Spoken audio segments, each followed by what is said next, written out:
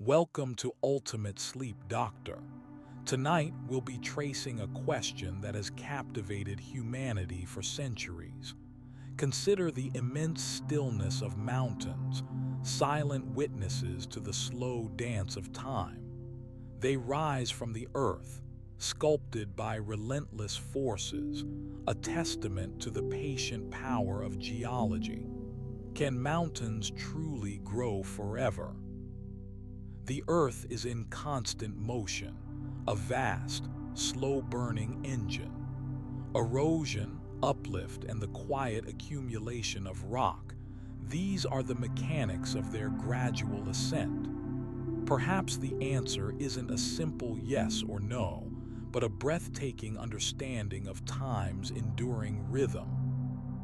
If you find these explorations soothing, please consider liking this video and subscribing to Ultimate Sleep Doctor. Together, we can soothe more wandering minds, one peaceful night at a time. Just breathe and let your thoughts drift. Let's begin. The Earth isn't a static, unchanging place. It's a restless giant, constantly shifting and reforming itself. And the most dramatic demonstrations of this movement happen beneath our feet, deep within its crust. These shifts aren't random. They're governed by a powerful, slow-moving force called plate tectonics. It's a story of immense pressure, molten rock, and the patient, relentless sculpting of our planet's surface. The Earth's outer shell, the lithosphere, isn't one solid piece. Instead, it's broken up into several large and smaller pieces, like giant puzzle pieces called tectonic plates. These plates are constantly drifting, albeit incredibly slowly, typically just a few centimeters per year, about as fast as your fingernails grow. This movement is driven by heat deep within the Earth's mantle, a layer of semi-molten rock that swirls and churns. Think of it like a very, very slow convection current, similar to how hot air rises from a radiator. The precise mechanisms of plate movement are still being actively researched, but we understand that the flow within the mantle creates forces that push and pull on the plates above. Some plates are being carried along by larger currents, while others are influenced by the interactions between these plates. The most spectacular and well-understood examples of this interaction involve collisions. When two plates meet, the outcome depends on the types of plates involved. If they are both oceanic plates, one might slide beneath the other, creating deep ocean trenches and volcanic arcs. If one is continental and the other is oceanic, the denser oceanic plate will also subduct. However, perhaps the most dramatic example of a collision, and one that has shaped much of the landscape we see today, is the ongoing interaction between the Indian and Eurasian plates. For hundreds of millions of years, the Indian plate has been steadily moving northward, driven by its encounter with the Eurasian plate. This journey began roughly 145 million years ago, when the breakup of the supercontinent Pangaea initiated this movement. Initially, the Indian plate was part of the larger Gondwana landmass. As Pangaea shattered, the Indian plate began to separate, carried eastward by the mantle currents. It continued its northward drift, encountering the edges of the Eurasian plate. This wasn't a gentle nudge. It was a head-on collision, a monumental struggle of geological forces. The collision has been anything but a simple smash-up. The Earth's crust isn't perfectly brittle. It can deform under immense pressure. As the Indian plate rammed into the Eurasian plate, the crust crumpled and folded, buckling upward upwards like a piece of paper being repeatedly squeezed. This process is called orogeny, and it's precisely how mountain ranges are formed. The immense pressure caused the rocks to fracture and recrystallize, creating enormous folds, faults, and thrust sheets. Essentially, giant wrinkles in the Earth's skin. Over tens of millions of years, this continuous compression molded the landscape. Initially, the collision resulted in the formation of a large, shallow sea called the Tethys Sea, which separated the Indian and Eurasian plates. As the Indian plate continued to push forward, the sea gradually evaporated and sediments accumulated on the seabed. When the Indian plate finally began to push the Eurasian plate upwards, these sediments were compressed and uplifted, forming the foundations for the massive mountain range we now know as the Himalayas. The Himalayas are, without question, one of the youngest mountain ranges on Earth, having been formed primarily during the last 50–55 million years. However, the groundwork for their existence was laid by the earlier, slower process of collision between the Indian and Eurasian plates. The forces generated by this collision are still very much present today. The Indian plate is still pushing northward at a rate of about 5 centimeters per year. This ongoing movement is responsible for the frequent earthquakes that shake the region. The Himalayas are one of the most seismically active areas on the planet. The uplift of the Himalayas isn't just about creating a towering mountain range. It has profound consequences for global weather patterns. The towering peaks create significant orographic effects, forcing air upwards as it's pushed against them. This rising air cools, causing water vapor to condense and form clouds, leading to intense rainfall on the windward side of the mountains. The leeward side, sheltered from the prevailing winds, experiences a rain-shadow effect, a much drier climate.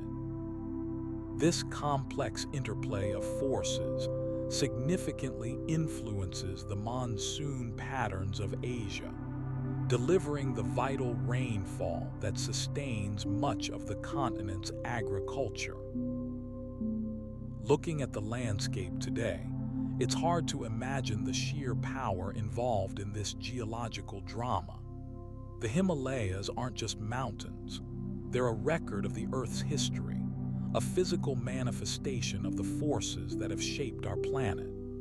The ongoing collision between the Indian and Eurasian plates is a reminder that the Earth is a dynamic, ever-changing system. It's a story of immense power, slow but relentless movement, and the creation of some of the most breathtaking landscapes on our planet.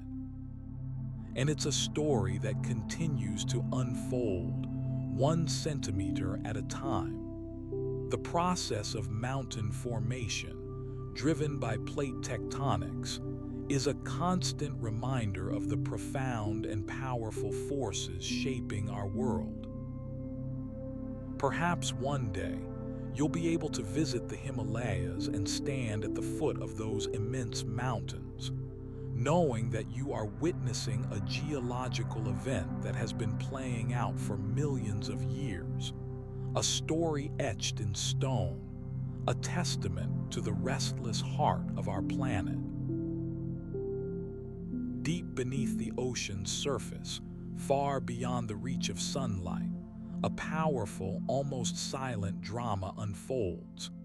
It's a drama of heat, pressure, and molten rock, the engine that truly sculpts the towering peaks of many mountains, particularly those nestled within the boundaries of subduction zones.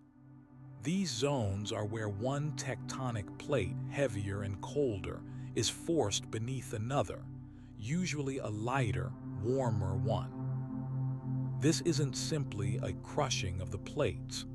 It's a far more complex and energetic process, a slow, inexorable dance that builds mountains through the creation and eruption of new rock.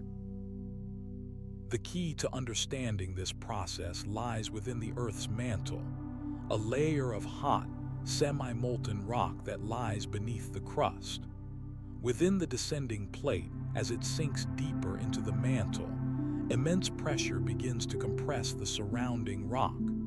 This compression doesn't just squeeze, it actually alters the mantle rock, causing it to become hotter and less dense. Think of it like a slowly simmering pot of water, where increasing the heat encourages the water to expand. This heat, combined with the pressure, encourages the mantle rock to partially melt, forming what scientists call a magma chamber. These magma chambers aren't neatly contained spaces.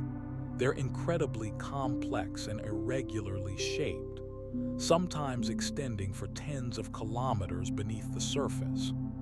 Their size and depth vary greatly depending on the specific circumstances of the subduction zone. The rate at which the descending plate is moving, the angle at which it dives, and the composition of the rocks themselves all play a crucial role in determining the size and longevity of a magma chamber.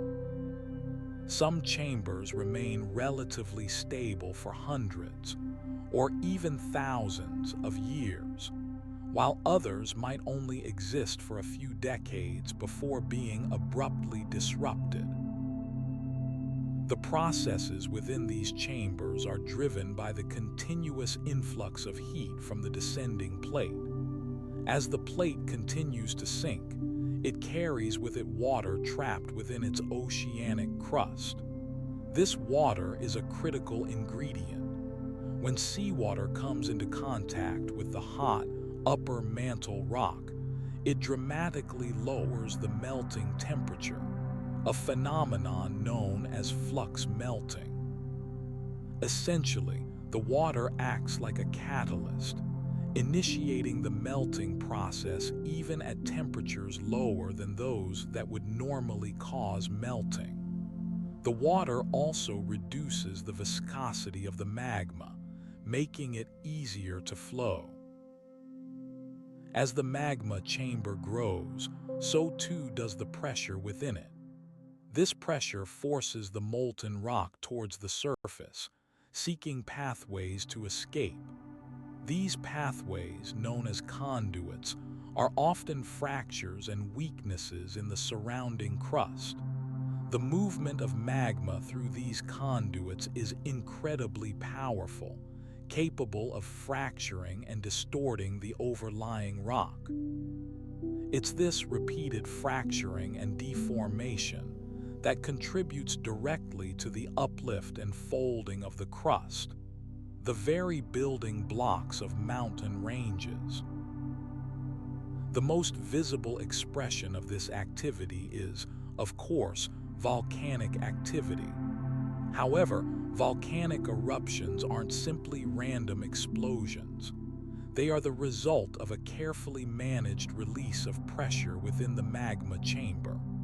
The magma, now significantly less dense than the surrounding solid rock, begins to rise, often accumulating in shallow pools called magma pools. These pools can grow and shrink depending on the rate at which magma is entering the chamber and the rate at which it's being expelled through volcanic vents.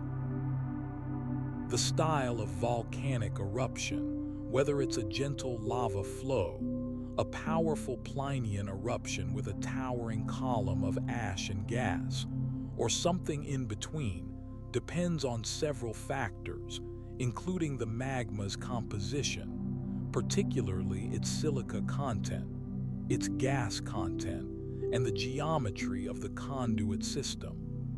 High silica magmas tend to be more viscous, trapping gases and leading to explosive eruptions.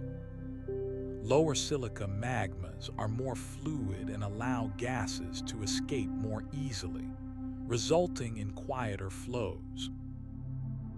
The erupted material, lava, ash, and volcanic gases, doesn't just disappear. It accumulates on the surface, building up layers upon layers over time.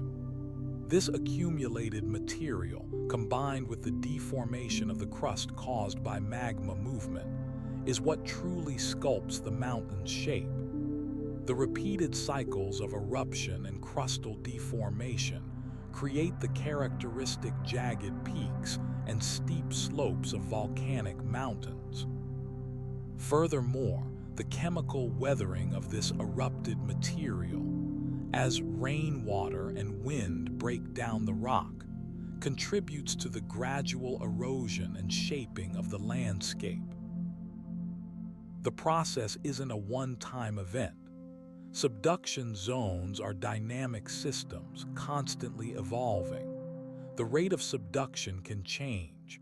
The magma chamber can shift its position, and new pathways for magma to escape can form.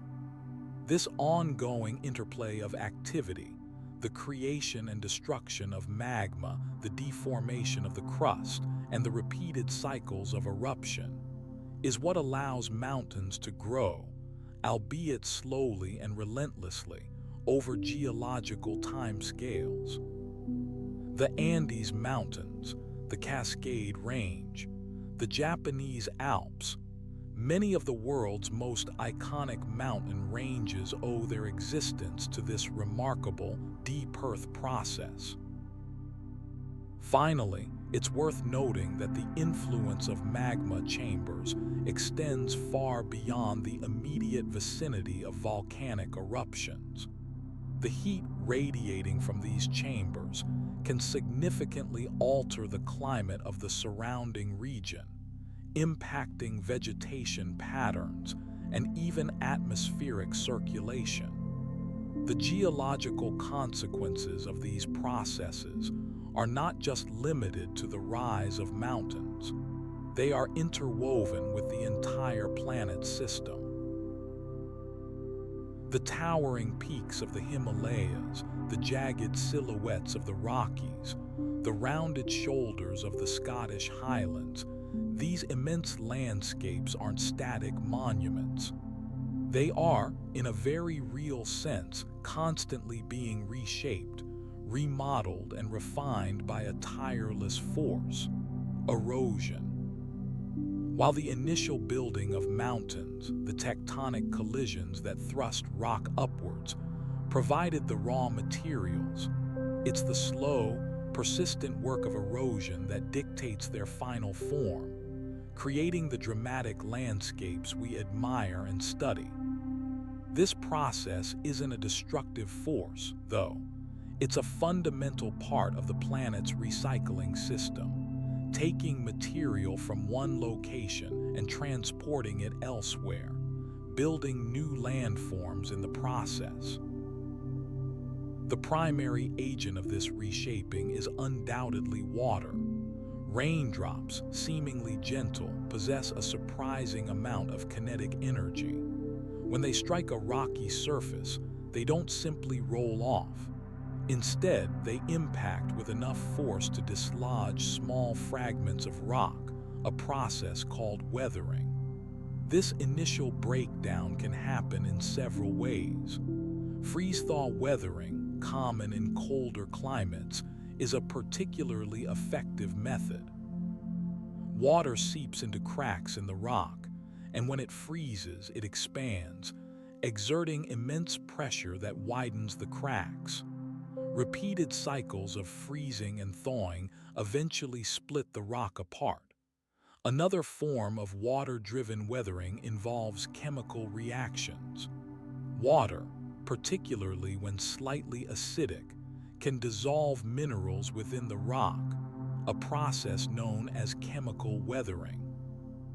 Limestone, for example, is incredibly vulnerable to this process, as the slightly acidic rainwater slowly dissolves it, creating the vast cave systems and karst landscapes we find in regions like the Appalachian Mountains. Rivers are the master sculptors of these landscapes. They carry vast quantities of sediment, the broken-down fragments of rock, eroded from higher elevations and transported downhill. As the water flows, it carves channels, deepening and widening them over time. This process, known as fluvial erosion, can create impressive features like canyons, gorges, and valleys. The Grand Canyon, for instance, is a testament to the power of the Colorado River, relentlessly cutting through layers of rock over millions of years. The shape of the canyon, its steep walls and intricate branching patterns, reflects the geological history of the region, recording the different rock types and their relative resistances to erosion. The width and depth of a river channel are constantly changing as the river adjusts to the slope of the land and the volume of water flowing through it. But the influence of water extends beyond simply carving channels. The sheer force of flowing water can also create spectacular formations. Waterfalls, for example, are formed where the flow of a river encounters a resistant rock layer, creating a plunge pool that gradually erodes the rock beneath the waterfall. The smooth, rounded bedrock found beneath many rivers is another result of abrasion, the grinding action of the flowing water and the sediment it carries. This process is incredibly powerful, slowly smoothing and polishing the rock over immense timescales. The formation of alluvial fans and deltas, where rivers deposit their sediment at the mouth of a river, or where it enters a lake or sea, further exemplifies the role of water in reshaping landscapes. Wind, though often overlooked in comparisons with water, is also a potent force of erosion, particularly in arid and semi-arid regions. It can carry fine-grained sediment, sand, silt, and dust over considerable distances, depositing it in new locations and sculpting the land through abrasion. This process, known as aeolian erosion, creates features like sand dunes, yardangs, elongated ridges shaped by wind, and less deposits thick layers of wind-blown silt. The shape of these features is directly influenced by the prevailing wind direction and the resistance of the underlying terrain. The wind acts like a persistent, gentle sandpaper, slowly wearing away the surface of the land. And then there's the relentless sculpting of ice, a process known as glacial erosion. Glaciers, massive rivers of ice, possess immense power. As they move downhill, they carry huge quantities of rock and debris embedded in their ice. This debris is ground away and transported, acting like a giant abrasive tool. The sheer weight of the ice itself exerts tremendous pressure, causing the underlying bedrock to deform and fracture. Glaciers can carve out U-shaped valleys with steep sides and flat floors, unlike the V-shaped valleys formed by rivers. They also pluck and drag rocks from the landscape, creating distinctive features like cirques, bowl-shaped depressions at the head of a glacier, and horns, sharp, pyramid-shaped peaks. The interplay between these different agents of erosion, water, wind, and ice, is incredibly complex and dynamic. The dominant force at any given location depends on factors like climate, topography, and the rock types present. In a humid climate, water will be the primary driver of erosion, while in a dry climate, wind will be more influential. Where glaciers exist, They exert a powerful influence, shaping the landscape in dramatic ways. Furthermore, the rate of erosion is not constant. It fluctuates depending on rainfall, temperature, and other environmental conditions. Ultimately, the mountains we see today are the result of this ongoing, multifaceted process of erosion. They are not static monuments, but rather dynamic landscapes in a constant state of change. The seemingly permanent peaks will continue to be shaped, sculpted, and refined by the relentless forces of nature. A reminder that even the most imposing structures are ultimately subject to the slow, persistent power of erosion. It is a process of creation and destruction, of building and dismantling, a fundamental part of the Earth's natural cycles. The immense Himalayas, a product of the Indian and Eurasian plates grinding together, represent a dramatic story of collision. But the story of mountain building isn't solely about pushing rocks against each other in a head-on impact. Beneath the visible grandeur and often intertwined with the collision are the subtle, yet incredibly powerful, forces of faulting. These aren't the jagged, ripping breaks you might see in a broken piece of pottery. Instead, they are immense cracks in the Earth's crust, pathways where the rock itself is sliding horizontally, creating complex and often surprising deformations within mountain ranges. The most significant type of fault contributing to mountain building, particularly in regions like the Andes, the Rhine Valley, and parts of California, is the strike-slip fault. Let's consider a simple analogy. Imagine two very long, smooth boards running parallel to each other. If you push one board against the other, they won't simply crash into one another. Instead, one board will slide sideways past the other. That's essentially what's happening with strike-slip faults. The plates aren't moving directly towards each other. They are moving laterally, grinding against one another. This sliding motion isn't a smooth, continuous movement either. It's punctuated by jerky, irregular slips, sometimes occurring over long periods, sometimes triggered by sudden releases of accumulated stress. The geometry of a strike-slip fault is crucial to understanding its effect. A fault isn't just a straight line. It has a dip, like a slight slope. The angle of this dip is called the dip angle. Fault planes, the surfaces along which the rocks are sliding, also have a strike, which is the direction of the line formed by the intersection of the fault plane and the horizontal surface. The orientation of the fault, its strike and dip, dictates the direction of the movement and the patterns of deformation it creates.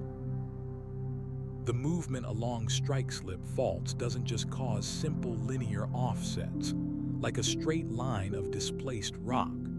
Because of the geometry of the fault and the surrounding rock, the deformation is far more complex. The rock near the fault plane is subjected to enormous shear stresses, forces acting parallel to a surface. These stresses cause the rock to bulge outwards on the hanging wall side of the fault, the side above the fault, and to thin or fracture on the footwall side, the side below. This creates characteristic features like fault scarps, steep cliffs formed by the uplift of the hanging wall. Furthermore, the movement along a strike-slip fault can create secondary structures. As the fault zone extends outwards, the surrounding rock can be folded and faulted due to the strain imposed by the initial movement. These secondary folds and faults, often called conjugate faults, are remarkably common in regions influenced by strike-slip faults. They develop as the initial fault zone attempts to accommodate the larger-scale deformation of the crust. Consider the San Andreas Fault in California, a prime example of a strike-slip fault system. The fault is not a single, continuous rupture, but rather a complex network of parallel and intersecting faults. The movement along the San Andreas has shaped the entire California landscape, creating linear valleys, prominent ridges, and numerous smaller faults. The continuous movement, even at a slow rate, has resulted in significant offsets of rivers and streams, and has been responsible for the formation of numerous earthquakes. Sudden, violent releases of energy as the rocks on either side of the fault rupture and slip. The role of strike-slip faults extends beyond simply creating offsets. These faults are critical in accommodating the overall stress field within a plate tectonic environment. They act as zones of weakness where the lithosphere, the rigid outer layer of the Earth, can more easily deform. The buildup of stress along a strike-slip fault can ultimately lead to a major earthquake, a catastrophic event that can reshape entire landscapes. Beyond earthquakes, the effects of strike-slip faulting contribute significantly to the overall shape of a mountain range. The repetitive sliding motion, combined with folding and faulting of the surrounding rock, creates a highly irregular and complex topography. The patterns of deformation are strongly influenced by the orientation of the faults and the geological history of the region. Scientists can study these patterns to reconstruct the sequence of events that led to the mountain's formation, understanding the precise timing and style of fault movement. The presence of strike-slip faults often dictates the location of volcanic activity. As the plates slide past one another, they can create zones of weakness where magma can ascend from the mantle. These zones can lead to the formation of volcanic arcs, chains of volcanoes parallel to the fault line. The relationship between strike-slip faulting and volcanism is a fascinating area of ongoing research, helping scientists understand the intricacies of mountain building and the processes that drive Earth's dynamic landscape. Ultimately, while the collision of the Indian and Eurasian plates is the most visible driver of the Himalayan mountain range, the subtle yet powerful influence of strike-slip faulting, the sliding, grinding, and fracturing of the Earth's crust, plays a crucial, often hidden, role in shaping these majestic mountains, contributing to their complex and ever-evolving form. It is a reminder that mountain building isn't simply a matter of pushing things together, but a far more intricate dance of forces and materials within our planet. The Earth's mountains aren't just piles of stone. They're the record keepers of immense, ancient forces. And much of that story isn't etched in the visible layers of rock we see on the surface. Instead, a far more profound transformation has happened deep within the mountains themselves, a change that molded their shapes and imbued them with their enduring strength.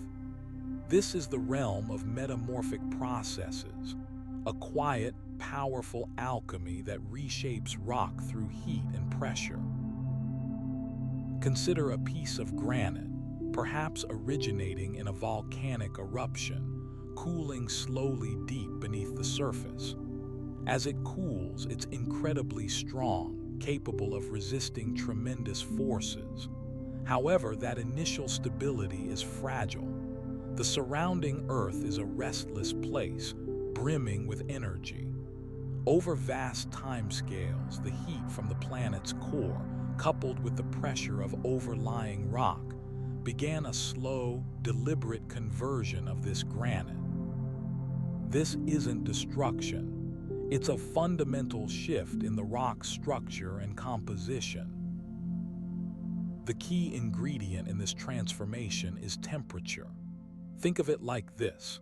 Heat provides the energy to rearrange the atoms that make up the rock.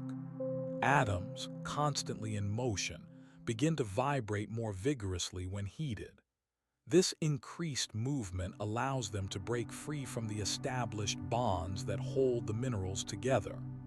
The original crystalline structure of the granite starts to unravel, like a carefully constructed sandcastle succumbing to the relentless advance of the tide.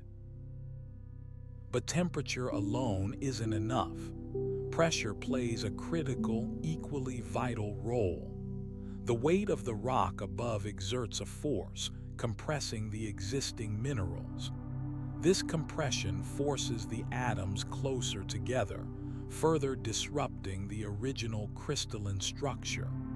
It's like squeezing a sponge. The water is pushed out, but the sponge itself remains, albeit more tightly packed. Different types of metamorphic rocks arise depending on the degree of heat and pressure. There's shale, a fine-grained sedimentary rock that can be transformed into slate through moderate heat and pressure. The intense pressure aligns the clay minerals within the shale, creating a flaky, layered texture perfect for roofing tiles. As the pressure and temperature increase, slate can evolve into phyllite, then schist, and finally gneiss. Gneiss, in particular, offers a stunning visual representation of the metamorphic process. It's characterized by distinct bands of different minerals, often light-colored quartz and feldspar and dark-colored biotite mica. These bands weren't always there. During its formation, the original minerals in the rock, like granite or shale, were subjected to incredibly high temperatures and pressures, causing them to recrystallize into these larger, aligned grains. The aligned grains are a direct result of the directional pressure, forcing the minerals to grow in the direction of maximum stress. The process isn't uniform. Minerals respond differently to heat and pressure. For example, quartz, a remarkably stable mineral, resists alteration under most conditions, often remaining visible as sparkling grains within the metamorphic rock. Conversely, minerals like mica and amphibole are much more susceptible to change. They readily undergo recrystallization, forming larger, more recognizable crystals. Consider the formation of marble. It begins with limestone, a sedimentary rock primarily composed of calcium carbonate. When limestone is subjected to intense heat and pressure, often deep within mountain ranges formed by collisions, the calcite crystals within the limestone begin to recrystallize, forming interlocking masses of larger calcite crystals. This transformation creates the smooth, often veined texture characteristic of marble. The increase in pressure also significantly affects the texture, creating a denser, more cohesive material. The study of metamorphic rocks provides a unique window into the past. By examining their texture, composition, and mineral assemblages, geologists can reconstruct the temperature and pressure conditions that existed during their formation. This information helps us understand the tectonic forces that shaped the mountains, the timing of uplift, and even the overall history of the Earth's crust. The layered structure of a schist, for example, tells a story of repeated deformation, a testament to the immense stresses that have been applied to the rock over millions of years. Even the faults, which we explored in the previous part, contribute to metamorphic processes. As rocks are squeezed and stretched along fault lines, they experience intense shear stress, leading to deformation and recrystallization. The heat generated by friction along these faults further enhances the metamorphic reactions. The final result is often a highly deformed, altered rock with a unique and fascinating appearance. The metamorphic rocks found in mountain ranges aren't just remnants of older landscapes. They're actively participating in the ongoing story of mountain building. They are shaped by ongoing tectonic forces and are constantly being transformed by the heat and pressure generated deep within the Earth. They are durable, resilient, and a powerful reminder of the planet's dynamic nature. The world wasn't always the way it is today, not in terms of the grand, dramatic shapes of the mountains. For countless millennia, the climates were dramatically different.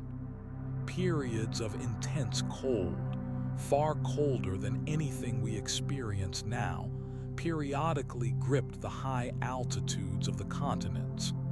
These weren't just chilly days, they were extended epochs of deep freeze. During these times, a remarkable transformation began: the slow, deliberate building of colossal ice structures, known as glaciers, and their subsequent, incredibly powerful influence on the very bones of the mountains. The formation of a glacier isn't a sudden event. It's a gradual accumulation of snow, year after year. Initially, the snowfall in a high-altitude region, perhaps the Himalayas, the Andes, or the Rockies, exceeds the amount that melts back during the warmer months. This difference is key. The snow remains, compacting under its own weight, transforming into granular ice. The process isn't simply about accumulating snow. It's about transitioning snow into dense, crystalline ice. As the snowpack deepens, the pressure from the layers above forces the lower snow crystals closer together, altering their shape and increasing their density. This transformation is driven by the weight of the overlying snow and the increasing pressure. It's a remarkable example of how solid materials respond to external forces. This newly formed ice is surprisingly strong, far stronger than steel of similar thickness. This strength arises from the unique structure of ice, a network of interlocking crystals.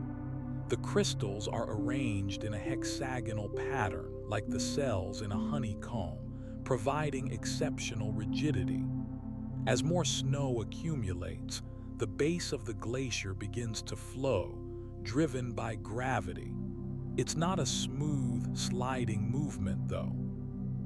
Instead, the ice behaves somewhat like a very viscous fluid, capable of flowing over rough surfaces.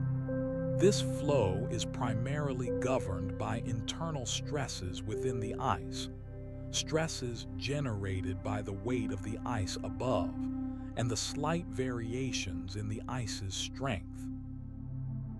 The movement of a glacier isn't uniform. It's composed of layers of ice, each with slightly different strengths and densities. The weaker, less dense layers flow more easily than the stronger, denser layers. This creates a complex, undulating flow pattern, sometimes described as a river of ice.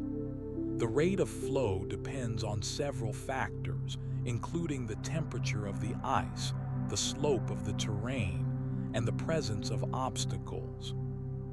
Glaciers can flow at rates ranging from a few centimeters per day in stable, cold conditions to several meters per day in areas with warmer ice or steeper slopes.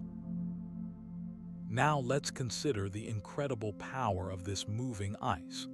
Glaciers are exceptionally effective erosional agents, far more powerful than water alone. Their power stems from several key mechanisms. Firstly, they possess a tremendous weight, exerting immense pressure on the bedrock beneath them. This pressure is not merely a static force, it's a dynamic force, constantly shifting and reshaping the landscape. Secondly, the movement of the ice itself contributes significantly to erosion. As the glacier slides over the bedrock, it acts like a giant sandpaper, scraping and grinding away at the rock. This process is called abrasion. The ice is laden with fragments of rock and debris, rock flour, produced by the continual abrasion. This rock flour suspended in the meltwater becomes a particularly potent erosional agent. It acts like a polishing compound, grinding away at the bedrock and accelerating the erosional process. Furthermore, the ice can carve out hollows and basins, creating distinctive U-shaped valleys. Unlike the V-shaped valleys typically formed by rivers, U-shaped valleys are a hallmark of glacial erosion. The intense pressure and grinding action of the ice are responsible for this dramatic valley morphology. Glaciers also excel at plucking, another powerful erosional technique. As the ice flows over joints and fractures in the bedrock, it freezes into these cracks. As the glacier continues to move, it pulls out large blocks of rock, effectively ripping them from the bedrock. This process creates jagged cliffs and steep slopes. Simultaneously, glaciers can also experience rocking, where the ice acts like a chisel, shaping the rock by slowly removing material from its base. This combined plucking and rocking action is responsible for the incredibly steep and sculpted faces, often seen in glacial landscapes. The meltwater produced by the glacier, created by the constant solar radiation warming the ice, plays a crucial role in the erosional process. This meltwater is highly acidic due to the dissolved carbon dioxide in the atmosphere. This acidity further weakens the rock, accelerating the breakdown of the bedrock. The meltwater also carries away the eroded material, transporting it downhill in powerful streams. These streams can carve out channels, widen existing valleys, and contribute to the overall shaping of the landscape. The entire system, the moving glacier, the meltwater, and the eroded material, creates a self-perpetuating cycle of erosion and transportation. Over tens of thousands of years, this process has created some of the most iconic and dramatic landscapes on Earth. The fjords of Norway, the valleys of Patagonia, and the peaks of the Alps. These landscapes are a testament to the immense power and patience of glaciers, a reminder that even the most solid of materials can be reshaped by the relentless forces of nature. The future of these glacial landscapes, however, is linked to the changing climate, a complex and important story for another time. The wind whispered secrets across the jagged peaks, a constant, subtle erosion in itself. Beneath this ceaseless breeze, a far more persistent process was at work, patiently transforming the very stone of the mountains, alpine weathering. It wasn't a sudden, dramatic reshaping like a landslide, but a slow, intricate dance of physical and chemical reactions, a constant wearing away driven by the unique conditions found high in the mountains. The temperature fluctuations here are extreme, searing sunshine followed by chilling nights, creating a volatile environment unlike almost anywhere else on Earth. This dramatic shift in temperature is the first key player in this process, the engine driving the most visible form of alpine weathering, frost wedging. Water naturally is omnipresent in mountainous regions. Rain, snowmelt, and even the condensation from the cool air itself constantly infiltrate the cracks and fissures within the bedrock, typically granite, sandstone, or limestone, that form the mountain's core. These cracks, created initially by tectonic forces, by the immense pressure exerted by overlying rock, or simply by the random stresses of the landscape, provide pathways for water to enter. When this water freezes, it expands dramatically, about 9%, as it transitions from a liquid to a solid state. This expansion is powerful. It forces the water deeper into the cracks, widening them with each freeze-thaw cycle. This is frost wedging, and it's remarkably effective. Think of a tightly fitted stone. If you introduce a small amount of water and then let it freeze, the resulting pressure will undoubtedly cause the stone to split. The repeated action of freezing and thawing, over hundreds and even thousands of years, is like a tiny, persistent hammer relentlessly chipping away at the rock.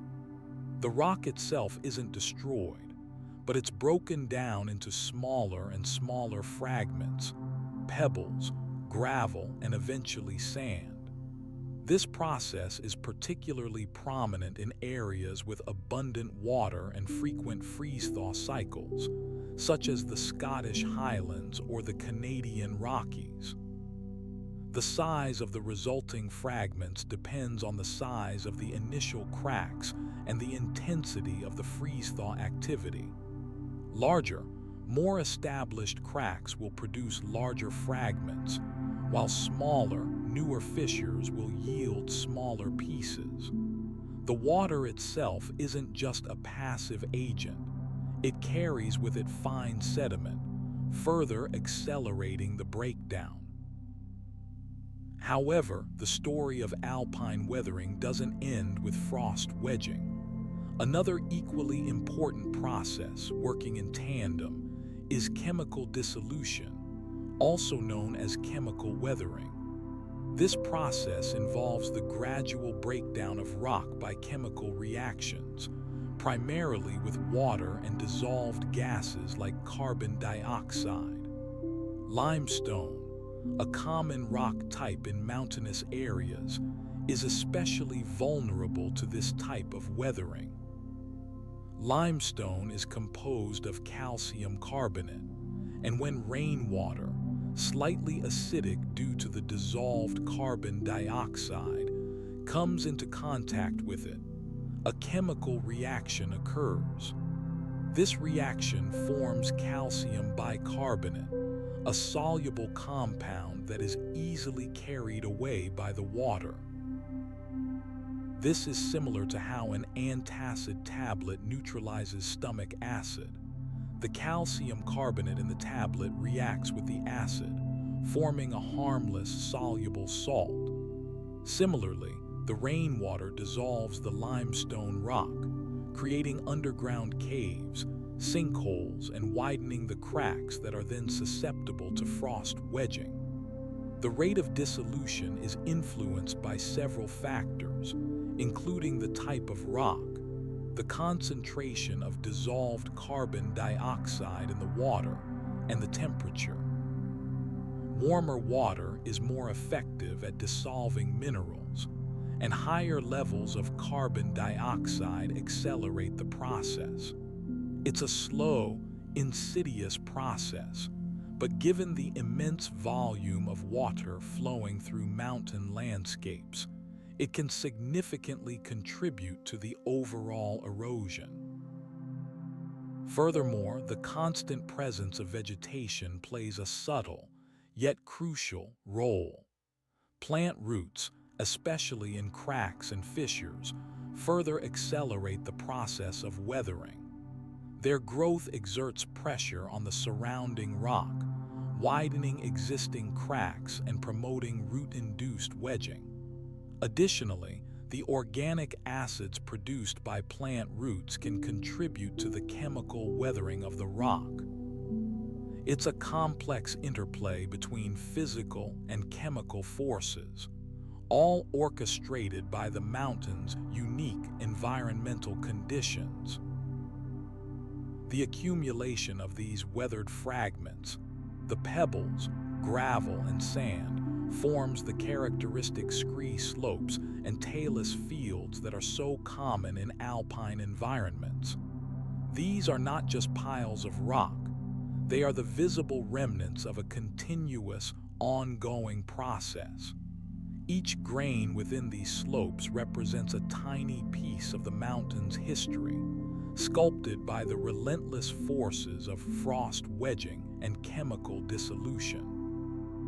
The mountains, in their seemingly solid and enduring form, are in reality constantly being reshaped, slowly but surely, by these patient, powerful processes, a testament to the enduring strength and the delicate fragility of the Earth's landscapes. Consider the scale of this process. Over geological timescales, the cumulative effect of frost wedging and chemical dissolution can remove enormous volumes of rock, reshaping entire mountain ranges. The peaks you see today are not the same as they were millions of years ago. They are the result of this ongoing, slow but persistent sculpting. It's a beautiful, humbling reminder of the power of nature and the immense time scales over which landscapes evolve. The Earth's mountains aren't just piles of stone you see. They're incredible repositories of geological history, locked within their very structure. Much of their value, and what drives so much exploration and research, lies in the way tectonic forces create and concentrate minerals. It's a story of intense heat, pressure, and chemical reactions occurring deep beneath the surface, culminating in the formation of veins, pockets, and massive deposits within the rock. The distribution of these valuable minerals is intricately linked to the immense forces that built the mountains themselves.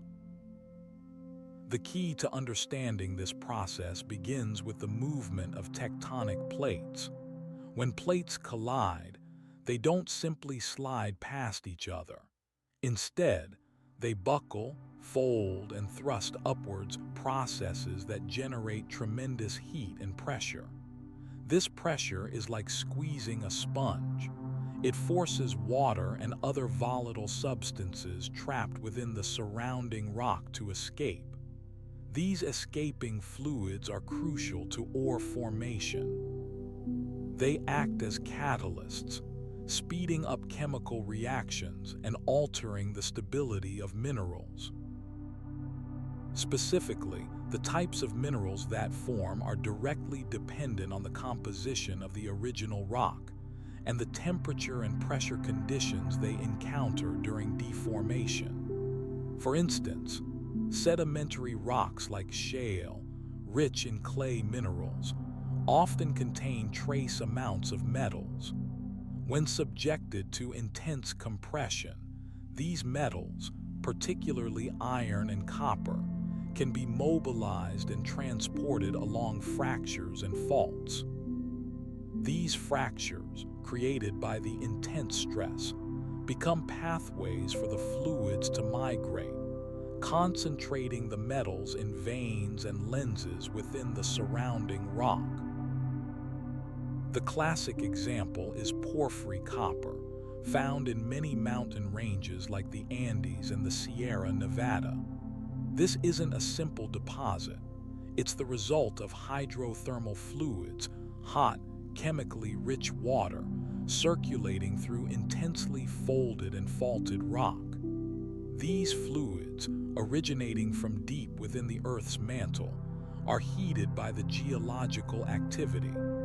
As they ascend, they dissolve copper minerals like chalcopyrite from the surrounding rocks. The fluids then travel along fractures, often reaching temperatures high enough to convert the dissolved copper into a more stable form, bornite, which precipitates out as the fluid cools. This process, repeated over millions of years, creates enormous, irregular copper deposits, often associated with zones of intense deformation. The size and shape of these deposits are a direct reflection of the intensity and geometry of the tectonic forces that created them. But it's not just copper. Volcanic activity, common in many mountainous regions, plays a significant role in mineral distribution. Magma, molten rock deep beneath the surface, carries dissolved elements like gold, silver, and sulfur. As the magma rises and erupts, these elements are released into the surrounding rocks, forming veins and disseminated deposits. The presence of quartz, a common component of volcanic rocks, is frequently associated with these precious metal deposits. Furthermore, the rapid cooling of lava can create conditions that favor the formation of specific minerals. For example, the formation of talc, a soft, silvery white mineral, is often linked to metamorphic reactions occurring in rapidly cooling ultramafic rocks, rocks rich in magnesium and iron. The pressure and temperature changes during cooling cause minerals like olivine to transform into talc. The distribution of sulfur minerals like pyrite, fool's gold, and sphalerite is particularly fascinating. These minerals are often associated with volcanic activity and sedimentary environments. In volcanic settings, sulfur can be transported by hydrothermal fluids and deposited in veins and fractures. In sedimentary environments, sulfur can be concentrated through the precipitation of sulfate minerals from seawater, particularly in areas where volcanic activity has altered the surrounding rocks. Another critical factor is the presence of faults. Faults are breaks in the Earth's crust where movement has occurred. These movements can create pathways for the migration of fluids, and the resulting mineral deposits are often concentrated along these zones of weakness. The orientation of the mineral veins often reflects the orientation of the fault itself. Even the weathering processes, while previously discussed in terms of shaping the mountain's surface, contribute to mineral distribution. Chemical weathering, particularly in areas with abundant rainfall, can dissolve certain minerals, like feldspar, releasing elements that are then transported by streams and rivers. These dissolved elements can then precipitate out in new mineral deposits, often in areas with favorable geological conditions.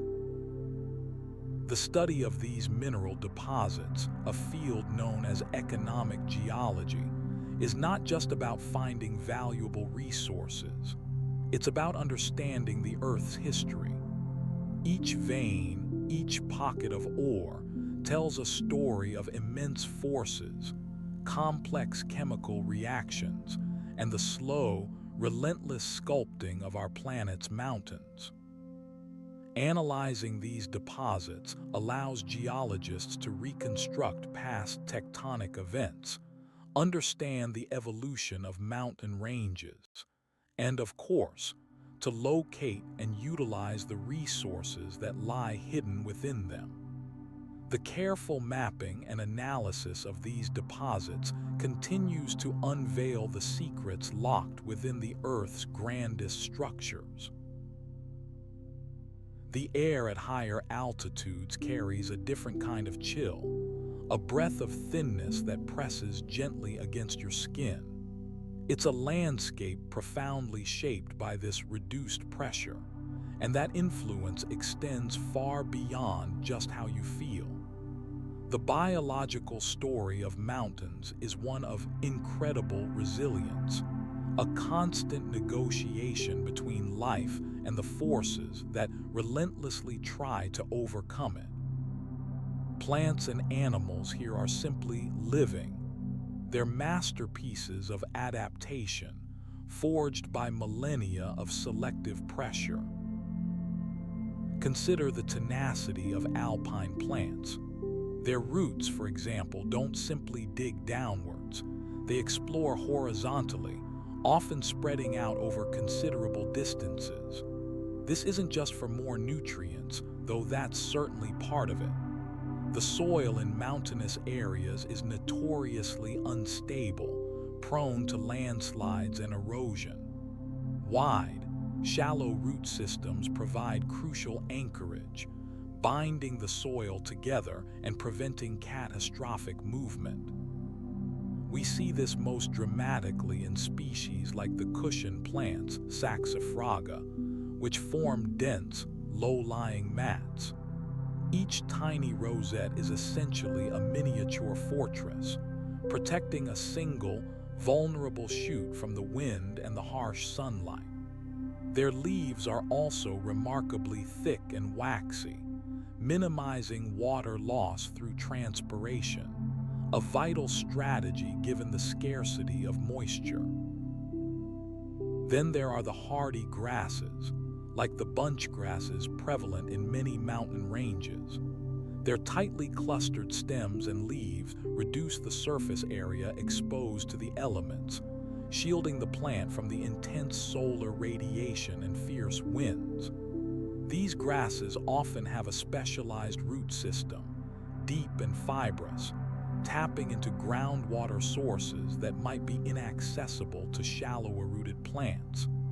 They can also tolerate incredibly short growing seasons, maximizing their chances of survival. Many of these grasses have evolved to reproduce through rhizomes, underground stems, allowing them to regenerate quickly after disturbances, such as grazing or fire. The animal kingdom in mountainous regions exhibits equally fascinating adaptations. Take the pika, a small lagomorph found in the high mountains of Asia. Its thick, woolly fur provides exceptional insulation against the extreme cold, and its diet consists primarily of grasses and herbs, offering a reliable source of energy. But perhaps its most remarkable adaptation is its ability to hay, collecting and storing large quantities of vegetation for the winter.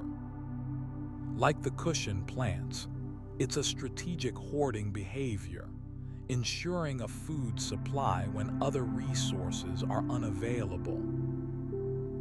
High-altitude mammals, like the mountain goat and the Himalayan marmot, possess specialized physiology to cope with the reduced oxygen levels.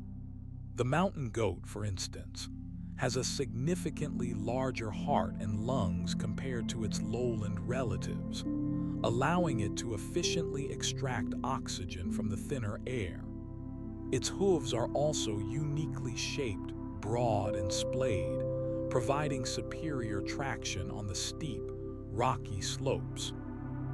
The marmot's ability to hibernate for extended periods is another brilliant adaptation. Before entering dormancy, it accumulates significant fat reserves, providing the necessary fuel for survival during the long, cold winter months. Beyond these larger animals, the microscopic world of mountain ecosystems is equally intriguing. Certain types of fungi thrive in the cool, moist conditions beneath the snowpack, playing a crucial role in decomposing organic matter and returning nutrients to the soil. Similarly, specialized bacteria communities have evolved to metabolize minerals and chemicals present in the mountain environment, contributing to the biogeochemical cycles that sustain life. The challenges of mountain life extend to the very structure of an animal's body. Animals inhabiting these environments often exhibit a higher proportion of muscle mass relative to their overall size, a characteristic that aids in climbing and navigating steep terrain. Bone density is also typically greater, providing enhanced support and stability. Furthermore, many mountain species have developed exceptional eyesight, allowing them to spot predators or potential food sources from considerable distances. It's important to remember that the distribution of these specialized species is heavily influenced by altitude.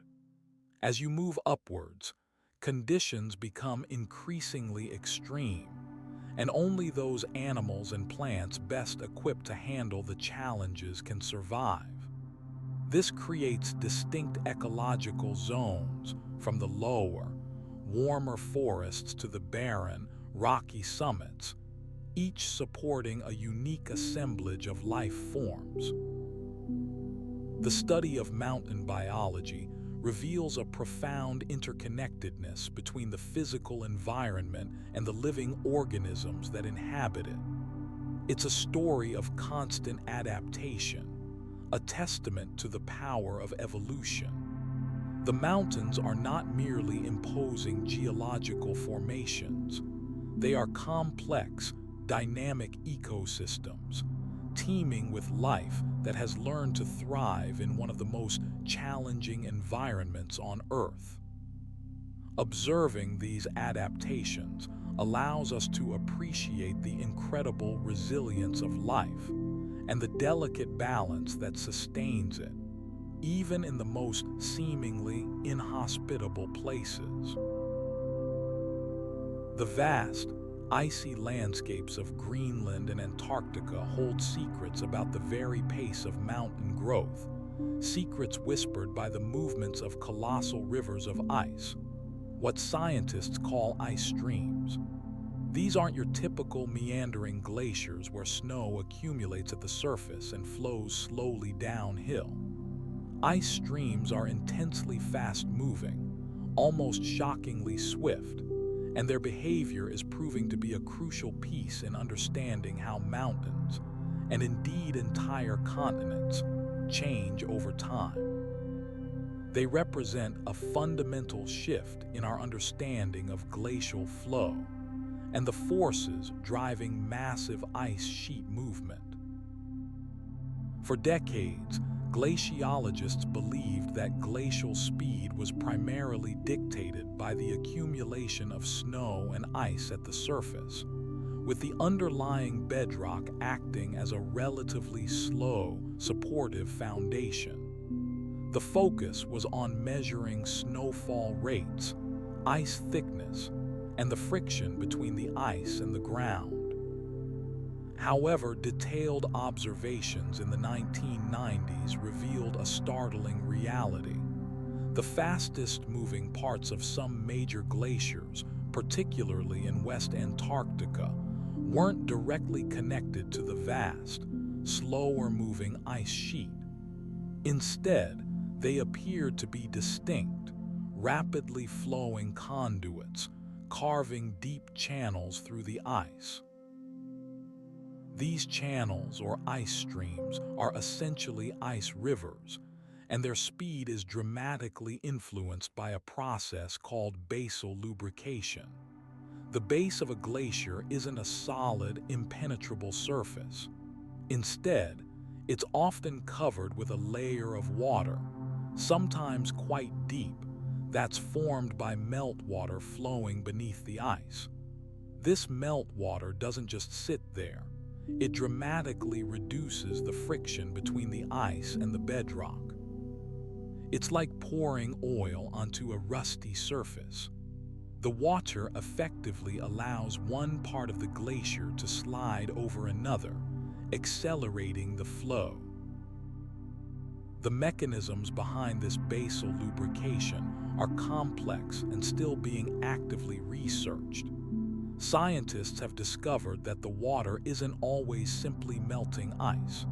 In some cases, it's warmer ocean water, originating from deep beneath the ocean, that's penetrating the underside of the ice shelves, massive floating extensions of the glaciers. This warm water is incredibly buoyant and rises through cracks and cavities within the ice, creating a pathway for warmer water to reach the base. The intrusion of this warmer water weakens the ice, making it more susceptible to fracturing and sliding. Radar interferometry, a sophisticated technology that uses the time difference of signals bounced back from satellites, has become a vital tool in studying ice streams. By measuring subtle changes in the distance between radar stations over time, scientists can detect incredibly small movements within the ice. This allows them to track the acceleration of ice streams with remarkable precision, sometimes down to just a few centimeters per day. These measurements reveal that many ice streams are accelerating at an alarming rate, far exceeding the rate at which the overall ice sheet is thickening. This acceleration has profound implications for sea level rise. Ice streams act as pathways for ice to flow from the interior of the ice sheet to the coast, where it eventually calves off into the ocean as icebergs. When an ice stream accelerates, it increases the volume of ice flowing into the ocean, contributing significantly to rising sea levels.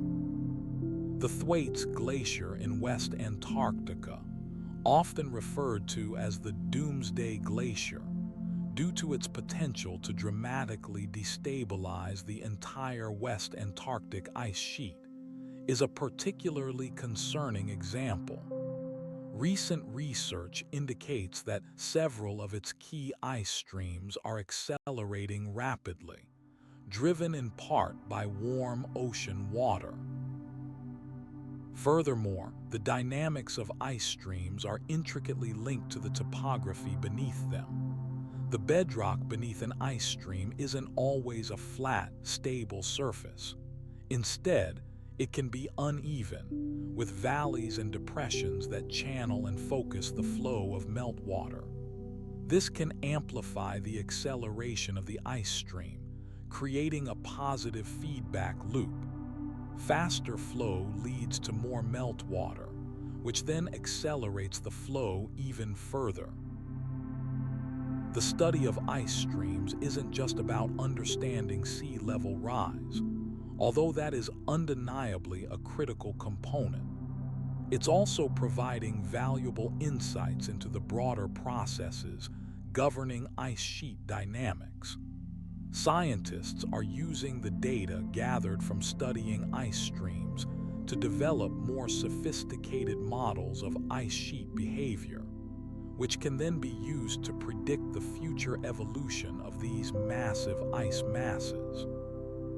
These models incorporate factors like ocean temperature, bedrock topography, and the accumulation and ablation, melting and sublimation of ice.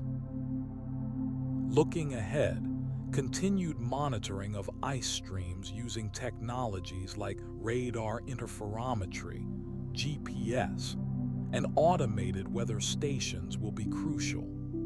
Developing a deeper understanding of the complex interplay between ocean temperature, ice sheet dynamics, and bedrock topography is essential for refining our predictions of future sea level rise.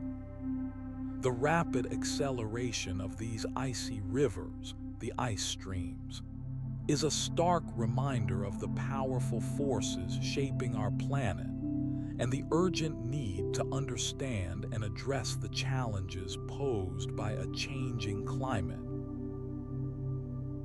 The problem of understanding how mountains grow isn't simply about observing a peak rising gradually.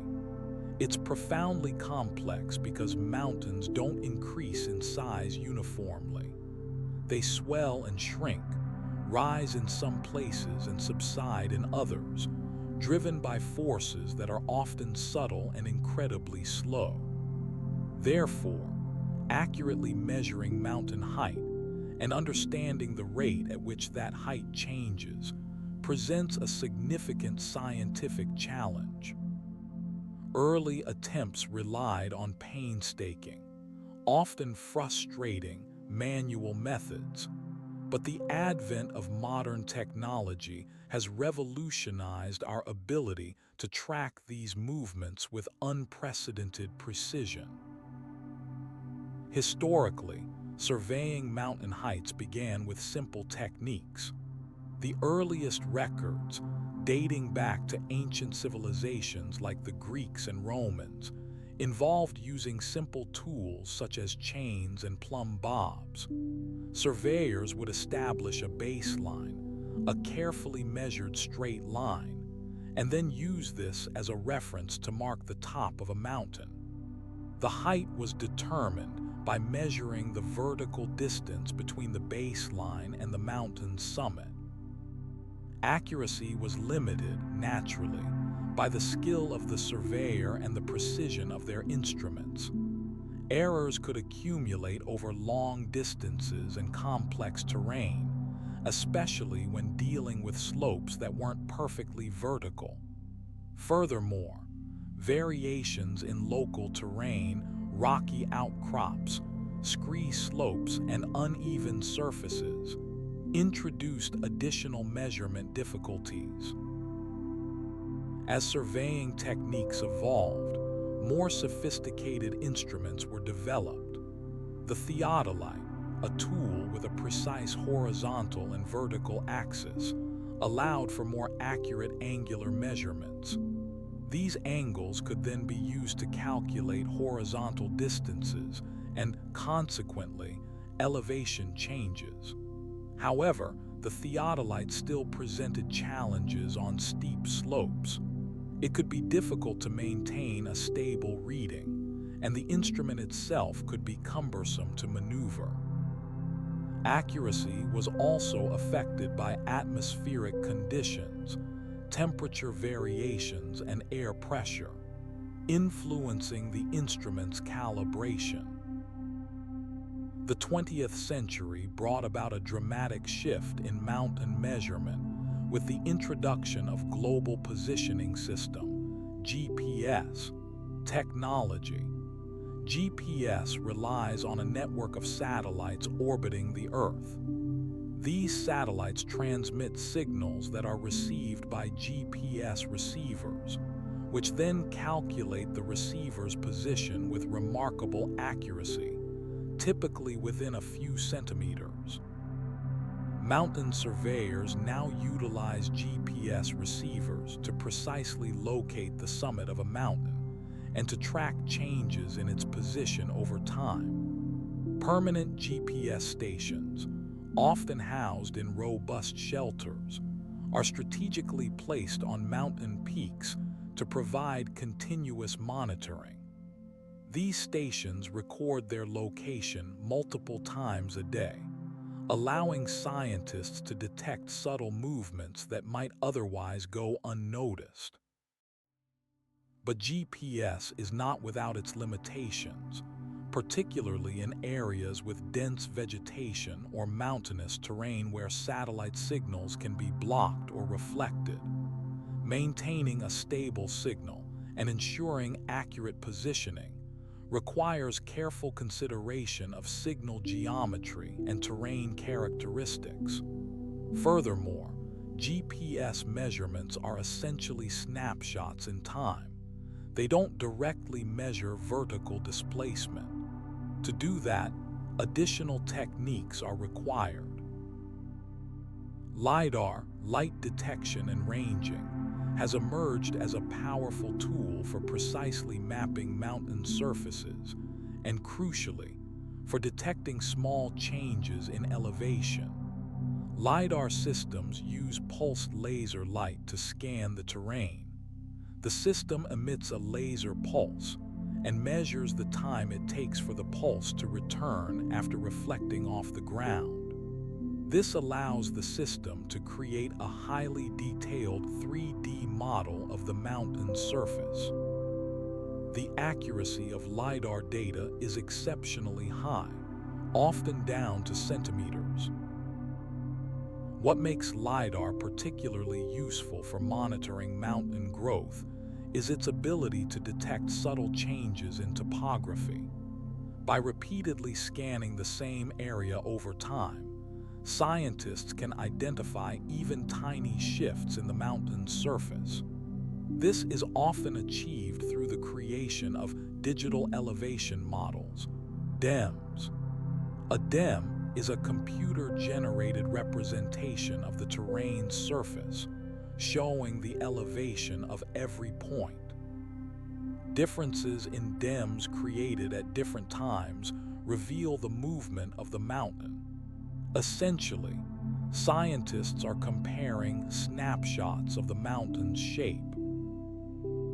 However, LiDAR technology also has limitations. The cost of LiDAR systems can be substantial, and data processing can be computationally intensive. Furthermore, dense vegetation can still interfere with the laser beams, reducing the accuracy of the measurements. Despite these challenges, LiDAR is rapidly becoming the standard technique for monitoring mountain deformation. Combining data from GPS and LiDAR provides the most comprehensive picture. GPS provides precise location information, while LiDAR generates detailed elevation data. By analyzing the changes in both, scientists can accurately quantify the rate at which a mountain is rising, sinking, or shifting its shape. Sophisticated computer models can then be used to simulate the forces driving these movements, incorporating data on tectonic activity, glacial meltwater flow, and even the impact of erosion. The collected data paints a far more complex and dynamic picture of mountain growth than ever before imaginable. The ongoing measurements offer a crucial window into the slow, powerful processes that shape our planet's landscapes. The earth beneath our highest mountains isn't a still, silent foundation, but a restless, churning system. For millennia, we've understood mountain growth primarily through gradual processes: the slow, relentless grinding of ice, the persistent erosion of wind and water. However, a far more immediate and powerful force has been silently shaping peaks and valleys: seismic activity. The movements of the Earth's crust, manifested in earthquakes, are not merely destructive events. They're integral drivers of mountain building, often working in concert with the more obvious forces of ice and erosion. Earthquakes are the result of accumulated stress within the Earth's lithosphere, the rigid outer shell comprised of the crust and uppermost mantle. This stress builds up over time due to the movement of tectonic plates, the large pieces that make up the Earth's surface. These plates are constantly, albeit incredibly slowly, drifting across the mantle. Where plates collide, one may subduct or slide beneath the other. Where they diverge, new crust is created. and along many boundaries, they simply grind past each other. This friction generates tremendous pressure. Eventually, the stress exceeds the strength of the rocks, and they suddenly rupture, releasing this energy in the form of seismic waves.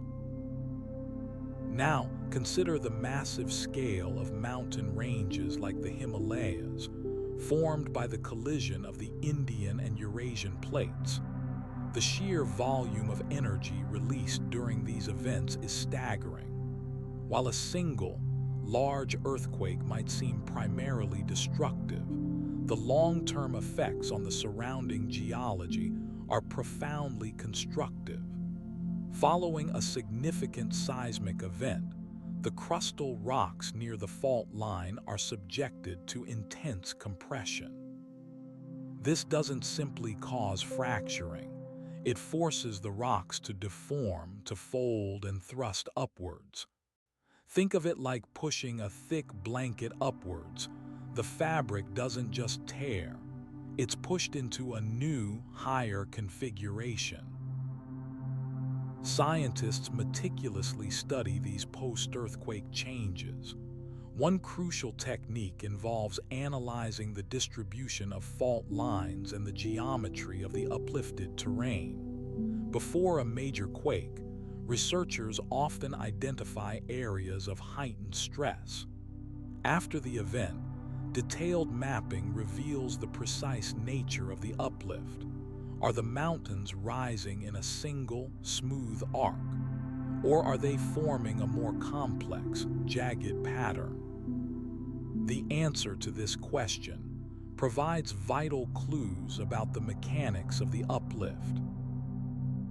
Furthermore, seismic monitoring provides invaluable data. Dense networks of seismometers, instruments that detect and record ground motion, are strategically placed around mountain ranges. These networks provide real-time information about earthquake locations, magnitudes, and the characteristics of the seismic waves. Analysis of these waves allows scientists to understand the depth of the earthquake's focus, the nature of the fault rupture, and the distribution of stress within the crust. It's like listening to the echoes of the earthquake to understand the shape of the mountain it helped create. A particularly fascinating area of research focuses on what's known as post-seismic deformation. Following a large earthquake, the uplifted area doesn't immediately stop. Instead, it continues to rise, albeit often at a slower rate. This ongoing deformation is attributed to the rearrangement of stress within the crust. The initial, rapid uplift is followed by a period of more gradual movement as the crust adjusts to the new stress field. This process can last for decades, even centuries. The relationship between seismic activity and mountain uplift isn't always straightforward. In some instances, earthquakes can trigger localized erosion, particularly along the fault lines themselves. The intense shaking can weaken the rocks, making them more susceptible to weathering and stream erosion. However, the overall effect is frequently to promote further uplift. Scientists are increasingly using sophisticated computer models to simulate the complex interactions between seismic activity, crustal deformation, and erosion. These models incorporate data from seismometers, GPS surveys, and detailed geological mapping to create a more complete picture of how mountains grow and change over time. These models aren't just theoretical exercises. They're helping us to predict the potential for future landslides and other hazards associated with earthquake-induced deformation. The study of seismic activity is also shedding light on the deep, hidden processes that drive mountain building. By understanding how earthquakes influence crustal deformation, we gain a deeper appreciation for the dynamic nature of our planet and the powerful forces that shape its landscapes. The mountains we see today are not static monuments.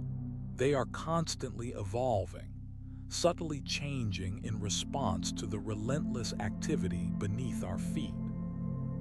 It's a story of tremendous power and patience, a story written in the tremors of the earth. The next chapter will explore how scientists are utilizing this knowledge to better understand and mitigate the risks associated with these powerful geological events. The mountains, ancient and steadfast, hold secrets sculpted over eons, secrets not of shifting rock faces or violent eruptions, but of a patient, persistent process. Deep within their hearts, where sunlight never reaches and the air is cool and damp, lies a world of intricate beauty, the formation of karst landscapes. This isn't about the dramatic rise of a peak, but the gradual, almost invisible work of water.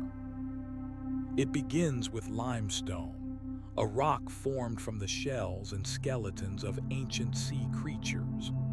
These shells, compacted over millions of years, create vast deposits, often found in mountainous regions because the seas themselves were once much higher. Limestone, though strong in its solid form, possesses a surprising vulnerability when it comes into contact with water, particularly slightly acidic water. The process starts with rainfall, and this rainfall isn't uniformly acidic across the globe. Variations in atmospheric conditions, the presence of plant matter, decaying leaves and roots, for instance, and even the types of minerals in the soil, all contribute to creating water with slightly differing levels of acidity. This seemingly small difference is the key. As this acidic water trickles down through cracks and fissures in the limestone, it slowly begins to dissolve the rock. It's like a tiny, persistent sculptor, patiently carving away at the stone. This dissolution isn't instantaneous. It's a slow, gradual reaction between the water and the calcium carbonate that makes up the limestone. The rate of dissolution is affected by numerous factors, including temperature. Colder water tends to dissolve limestone more quickly, and the concentration of carbon dioxide in the water, which is readily absorbed from the air. As the water continues to flow, it starts to widen these initial cracks and fissures. It doesn't just erode the surface, it's actively creating pathways within the rock itself. Over immense periods, these pathways expand, forming a complex network of underground drainage systems. These systems aren't just simple channels, they're incredibly intricate, branching and twisting through the limestone bedrock. Sometimes, these pathways become so large that they form extensive cave systems. These caves aren't necessarily vast, cathedral-like spaces. Many are relatively small, their ceilings adorned with delicate stalactites, icicle-shaped formations hanging from the cave roof, and stalagmites, cone-shaped formations rising from the cave floor. The growth of these formations is a continuation of the dissolution process, with water dripping from the ceiling, dissolving more limestone, and depositing the resulting calcium carbonate as it flows back down. But the most dramatic manifestations of karst landscapes are often found on the surface, where the underground drainage systems intersect the ground. A process called subsidence occurs. This happens when the limestone beneath the surface is slowly dissolved away, causing the overlying ground to collapse. The result is the formation of sinkholes, depressions in the landscape that can range in size from a few meters to hundreds of meters across. Some sinkholes appear suddenly, as if overnight, while others form gradually over many years. The appearance of a sinkhole is frequently heralded by a subtle sagging or warping of the ground surface. These sinkholes are particularly common in areas with relatively thin limestone cover, or where the limestone is fractured and permeable, allowing water to flow relatively quickly through the rock. The rapid flow of water can accelerate the dissolution process, increasing the rate at which the ground collapses. The shapes of sinkholes themselves vary depending on the underlying geology and the hydrological conditions. Some are circular, while others are oval or irregular. Some are steep-sided, while others are more gently sloping. Furthermore, the continuous action of water creates solution channels, smooth, almost perfectly cylindrical channels carved directly into the limestone. These channels are often hidden beneath a layer of soil and vegetation, making them difficult to detect. They can extend for considerable distances, connecting sinkholes and underground drainage systems. The water flowing through these channels carries dissolved sediment, which can deposit in lower-lying areas, creating small ponds or wetlands. The relationship between the limestone bedrock and the surface landscape is a dynamic one. The continuous dissolution of the limestone is constantly reshaping the mountains, creating a landscape characterized by its irregularity and complexity. The formations produced, caves, sinkholes, and solution channels, are a testament to the power of water and the patient, persistent nature of this geological process. Exploring karst landscapes is like unveiling a hidden world, a world sculpted by the slow, deliberate hand of water. It's a reminder that even the most seemingly solid and enduring features of our planet are ultimately shaped by forces that are both subtle and profoundly powerful. Scientists study these landscapes, monitoring water flow, analyzing cave formations, and modeling the processes of dissolution, to gain a deeper understanding of the Earth's systems, and, importantly, to predict the potential hazards associated with karst terrain. The ongoing research is vital not just for scientific knowledge, but also for the safety of communities living in karst regions.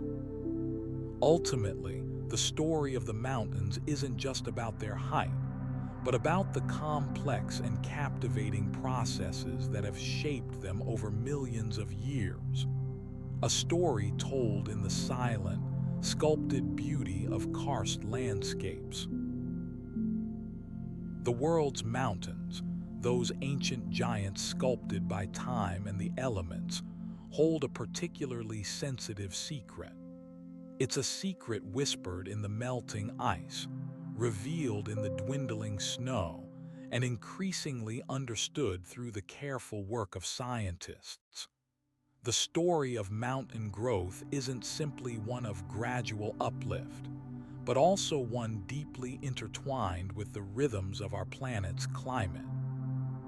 The biggest current player in this story is, without a doubt, climate change, and its impact on mountain glaciers and snowpack is a complex and rapidly unfolding drama.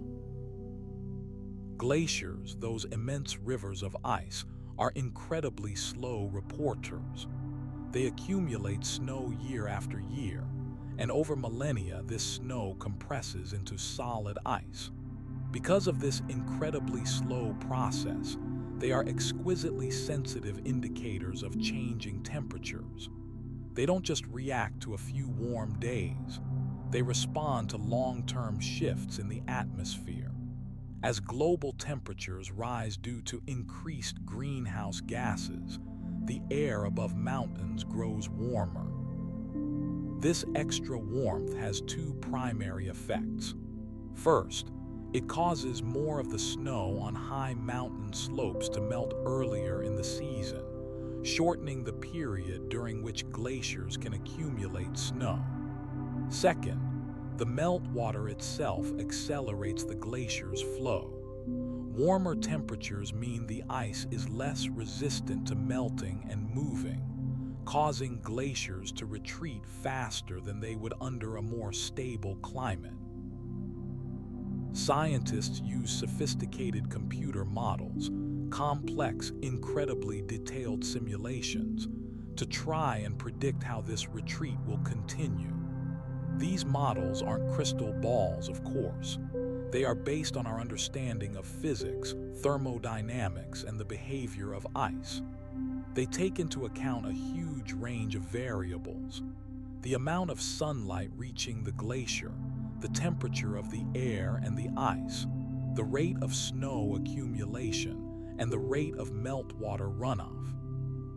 The most advanced models incorporate data from satellite observations, ground-based measurements, and even radar measurements that can see beneath the ice. One crucial element these models examine is the concept of feedback loops. For instance, as glaciers retreat, they expose darker rock surfaces to the sun. These darker surfaces absorb more sunlight than the bright, reflective ice, leading to further warming and accelerated melting. This creates a vicious cycle. Similarly, as glaciers disappear, they no longer reflect sunlight back into space, reducing the amount of energy absorbed by the Earth and potentially amplifying the warming effect. These types of interactions make predicting the precise rate of change exceptionally challenging. Beyond glaciers, snowpack plays a critical role in mountain ecosystems and water resources. Snowmelt feeds rivers and streams that provide water for drinking, agriculture, and hydropower. Changes in snowpack, reduced amounts, earlier melt, or more erratic patterns have cascading consequences. Lower snowpack reduces the water available in the summer, potentially leading to droughts, reduced stream flow, and impacts on plant and animal life that depend on these water sources. Scientists use hydrological models, again, complex computer simulations, to assess these impacts. These models consider factors like precipitation patterns, the rate of snowmelt, and the infiltration of water into the ground. They can project how changes in snowpack will affect river flows, groundwater levels, and the availability of water for various uses. Some models even incorporate socioeconomic factors, examining how changes in water availability might impact communities and economies. The models are constantly being refined as we gather more data and improve our understanding of the processes involved. New technologies, such as drone-based sensors that can monitor snow depth and surface temperature in real time, are providing valuable insights. Satellite radar interferometry, a technique that uses radar signals to measure changes in the position of the Earth's surface, is helping scientists track glacier movement with unprecedented accuracy. Different models produce slightly different projections of future changes, reflecting the inherent uncertainties involved. Some models predict significant glacier retreat over the next few decades, particularly in sensitive regions like the Himalayas and the Andes. Others suggest a more moderate decline, depending on how quickly global temperatures continue to rise. However, all models agree on one fundamental point: the situation is urgent.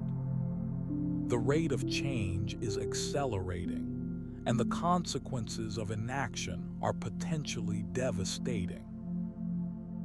Looking ahead, understanding how mountains will respond to climate change is not just a scientific endeavor. It's a matter of protecting the vital resources and ecosystems that mountains provide. It requires ongoing monitoring, advanced modeling, and crucially, a global commitment to reducing greenhouse gas emissions.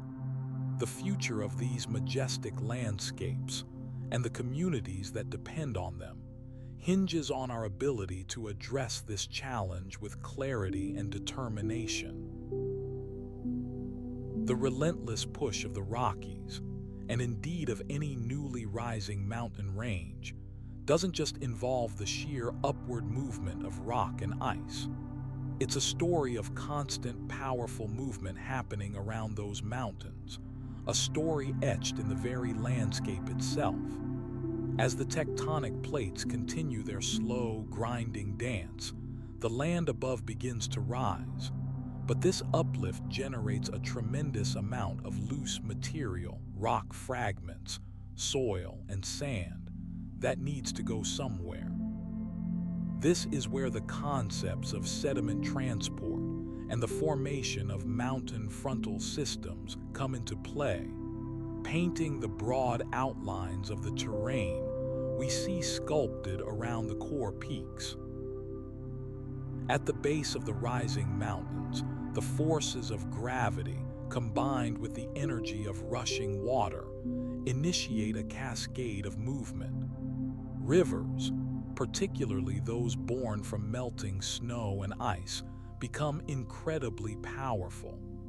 They're not content to flow smoothly through a single channel. Instead, they tend to form complex braided systems, much like a human's hair after a vigorous wash. These braided rivers, characteristic of areas undergoing significant uplift, develop multiple, interwoven channels, each carrying a separate flow of water. The sheer volume of water, coupled with the varying strengths of the channels, causes the river to split and rejoin repeatedly, creating a chaotic yet remarkably efficient network for transporting vast quantities of sediment. The most visible result of this process is the formation of alluvial fans. These aren't smooth, gently sloping plains. Instead, they're fan-shaped deposits of sediment that accumulate at the base of mountains where a stream emerges from a confined channel, such as a gorge or valley.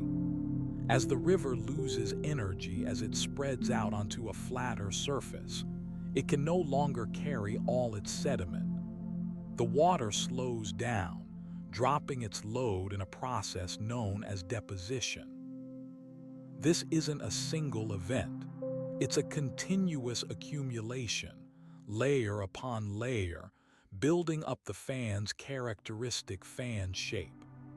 The size and angle of the fan depend on several factors: the steepness of the mountain slope, the volume of water flowing from the meltwater, and the resistance of the underlying rock. The materials deposited on these alluvial fans are incredibly diverse, reflecting the geological history of the region.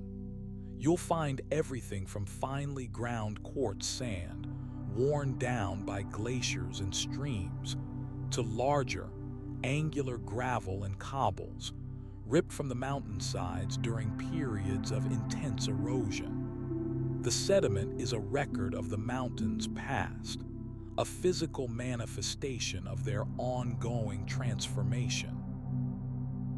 Furthermore, the uplift itself significantly alters the flow patterns of the rivers. As the land rises, the channel becomes steeper, increasing the velocity of the water. This, in turn, enhances the river's ability to erode and transport sediment.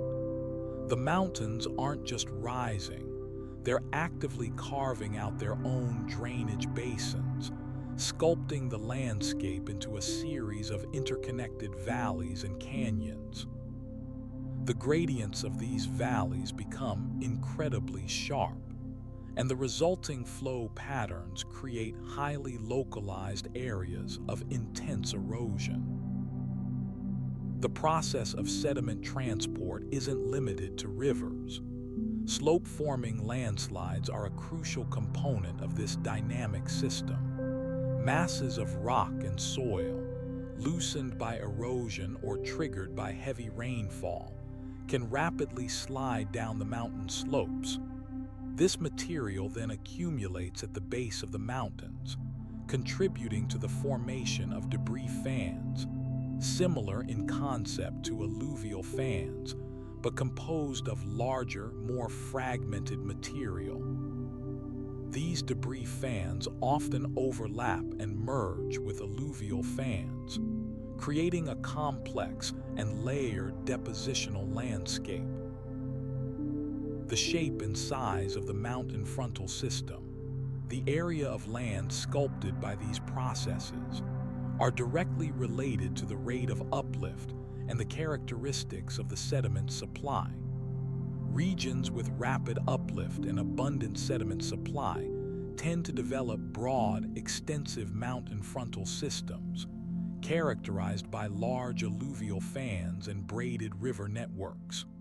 Conversely, areas with slow uplift and limited sediment supply will exhibit smaller, more localized frontal systems. It's also important to consider the role of weathering. As the mountains rise, they are exposed to greater solar radiation and wind, accelerating the process of rock breakdown, a process called weathering. This weathered material in the form of rock fragments and soil is then transported by water and wind, further contributing to the sediment supply. The interaction between uplift, erosion, weathering, and sediment transport creates a powerful feedback loop, continuously shaping the mountain landscape. Looking at the Himalayas, for example, the incredibly rapid uplift driven by the collision of the Indian and Eurasian plates is generating an unprecedented amount of sediment.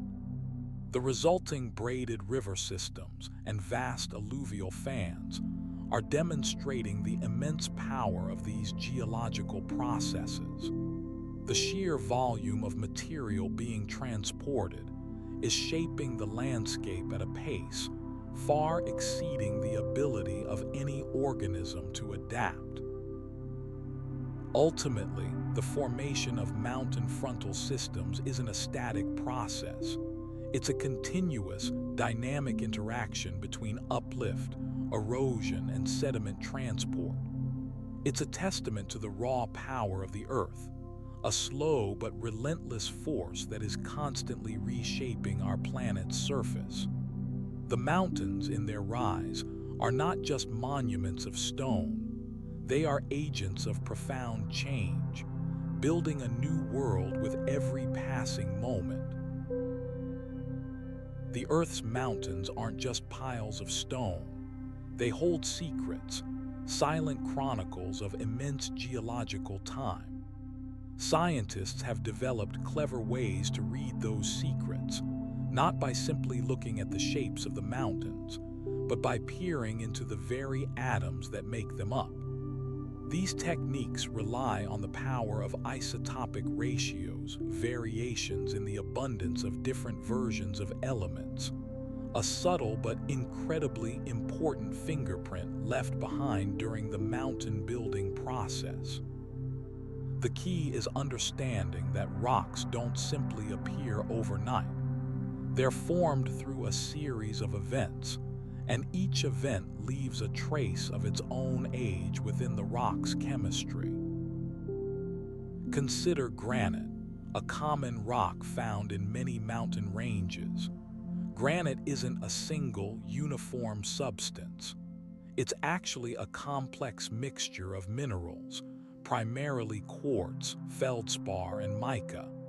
And within each of those minerals, and even within individual crystals of those minerals, there are different isotopes of elements like strontium, neodymium, and rubidium. These isotopes are constantly being created and destroyed through radioactive decay, a naturally occurring process where unstable atoms transform into more stable ones.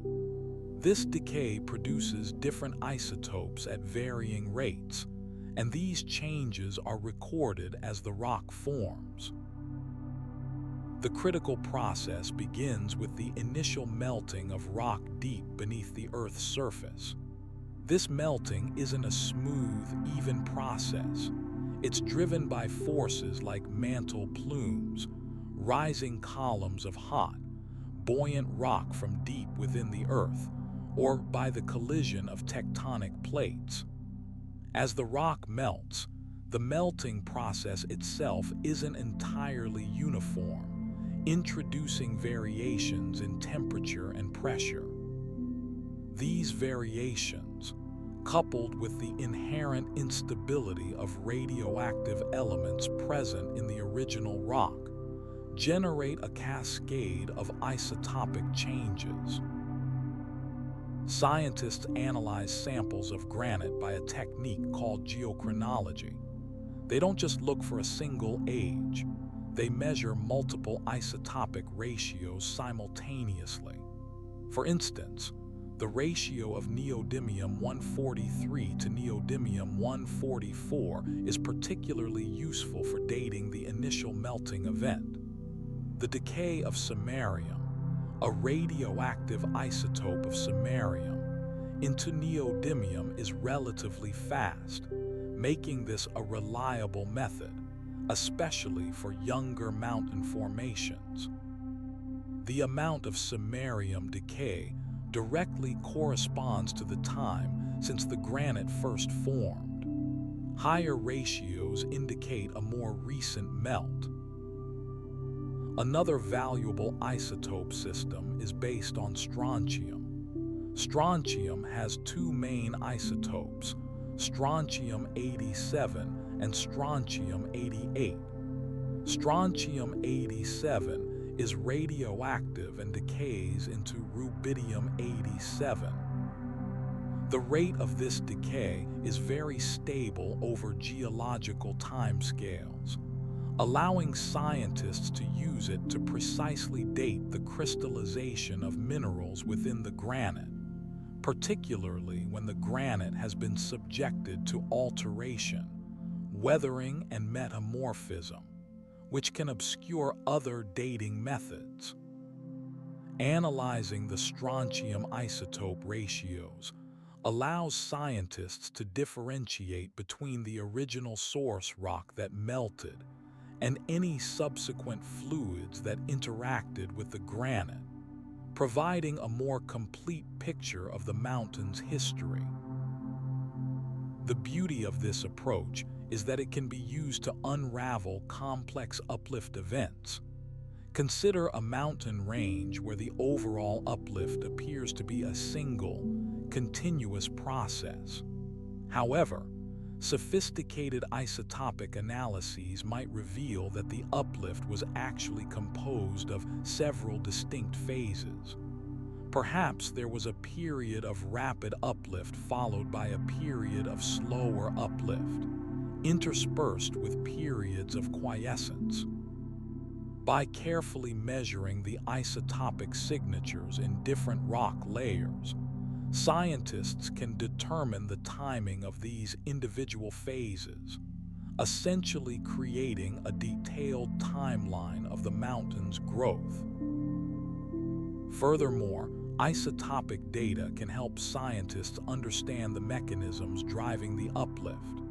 For example, if the isotopic signatures suggest a sudden increase in the rate of uplift, It might indicate the arrival of a major mantle plume. Alternatively, if the signatures show a gradual increase in uplift, it could reflect a sustained change in the stress on the tectonic plates.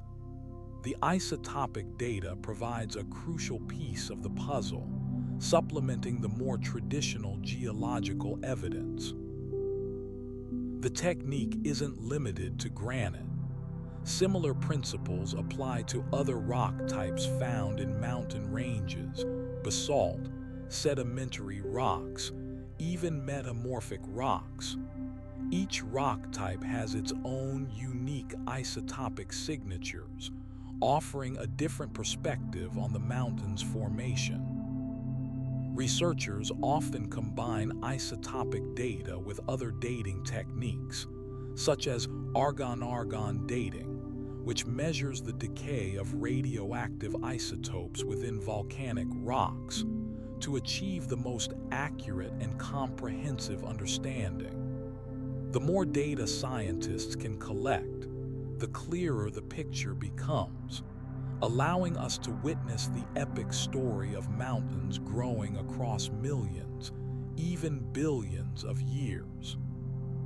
It's a testament to the enduring power of the Earth and the ingenious ways in which scientists can decipher its silent narratives. The mountains, ancient and steadfast, have borne witness to countless eras. They've felt the slow, grinding push of tectonic plates, the relentless sculpting of ice, and the subtle shifts of the earth beneath their feet. But there's another force, a more recent arrival, profoundly altering their stability: the influence of humanity. It's not a dramatic, cataclysmic change like a sudden earthquake, but a persistent, cumulative destabilization that's happening across the globe. We see it in the scars left behind by mining operations, the alterations imposed by the construction of roads, and the far-reaching consequences of extracting the resources hidden within these majestic formations. Consider the story of the Andes in South America. Vast stretches of the mountain range, once covered in rich seams of copper, gold, and silver, have been transformed into sprawling networks of mines. These weren't just small, scattered operations. They became industrial complexes, employing massive amounts of explosives, heavy machinery, and vast quantities of water. The process itself, the blasting of rock, the removal of tons of material, creates incredibly unstable slopes. The original rock structure, weakened by the explosions, is left in a fractured, loose state. This isn't just about the immediate area where mining occurred. The unstable material, often referred to as overburden, is typically deposited downslope, creating massive piles and terraces that dramatically alter the natural drainage patterns. These piles are incredibly vulnerable to landslides, particularly during periods of heavy rainfall. Scientists study these areas using sophisticated radar technology and ground-penetrating surveys, mapping the complex geometries of the unstable terrain and identifying areas at greatest risk. The data reveals a clear correlation between the extent of mining activity and the frequency and severity of slope failures. The impact isn't limited to the areas directly mined. The altered drainage patterns created by these operations have cascading effects. Rivers, once following gentle contours, are forced into new channels, scouring the landscape and eroding the banks with increased intensity. This accelerated erosion contributes to the destabilization of adjacent slopes, accelerating the process of downslope movement.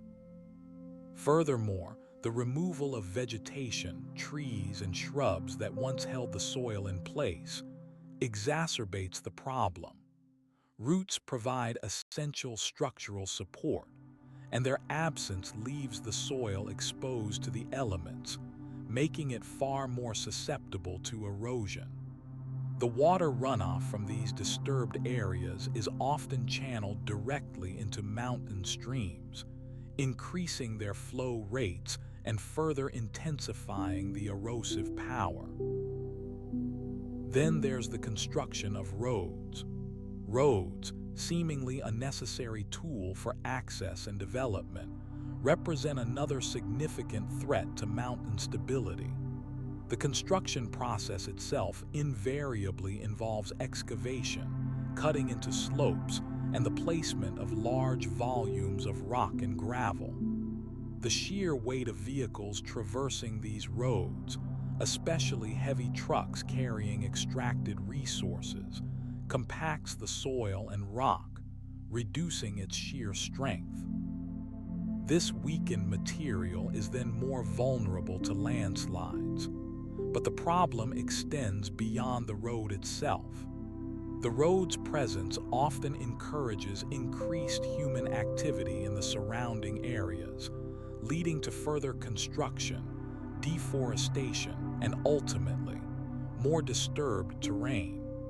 The road's edge can become a zone of intense erosion, with water surging down the slopes due to increased runoff. Consider the Himalayas, a region particularly sensitive to these human-induced pressures. The construction of roads through these towering mountains, primarily to support tourism and resource extraction, has triggered numerous landslides and debris flows. The scale of these events can be devastating, blocking roads, damaging infrastructure, and posing a serious threat to human life. Scientists are using techniques like satellite imagery and GPS monitoring to track the movement of these slopes, identifying areas where interventions, such as retaining walls or drainage systems, are needed to mitigate the risk. However, these are often reactive measures, addressing problems after they've already emerged. The challenges are particularly pronounced in mountainous regions with steep slopes and fractured rock formations. These areas are inherently more unstable, and human activities only amplify the existing vulnerabilities. The long-term consequences are profound.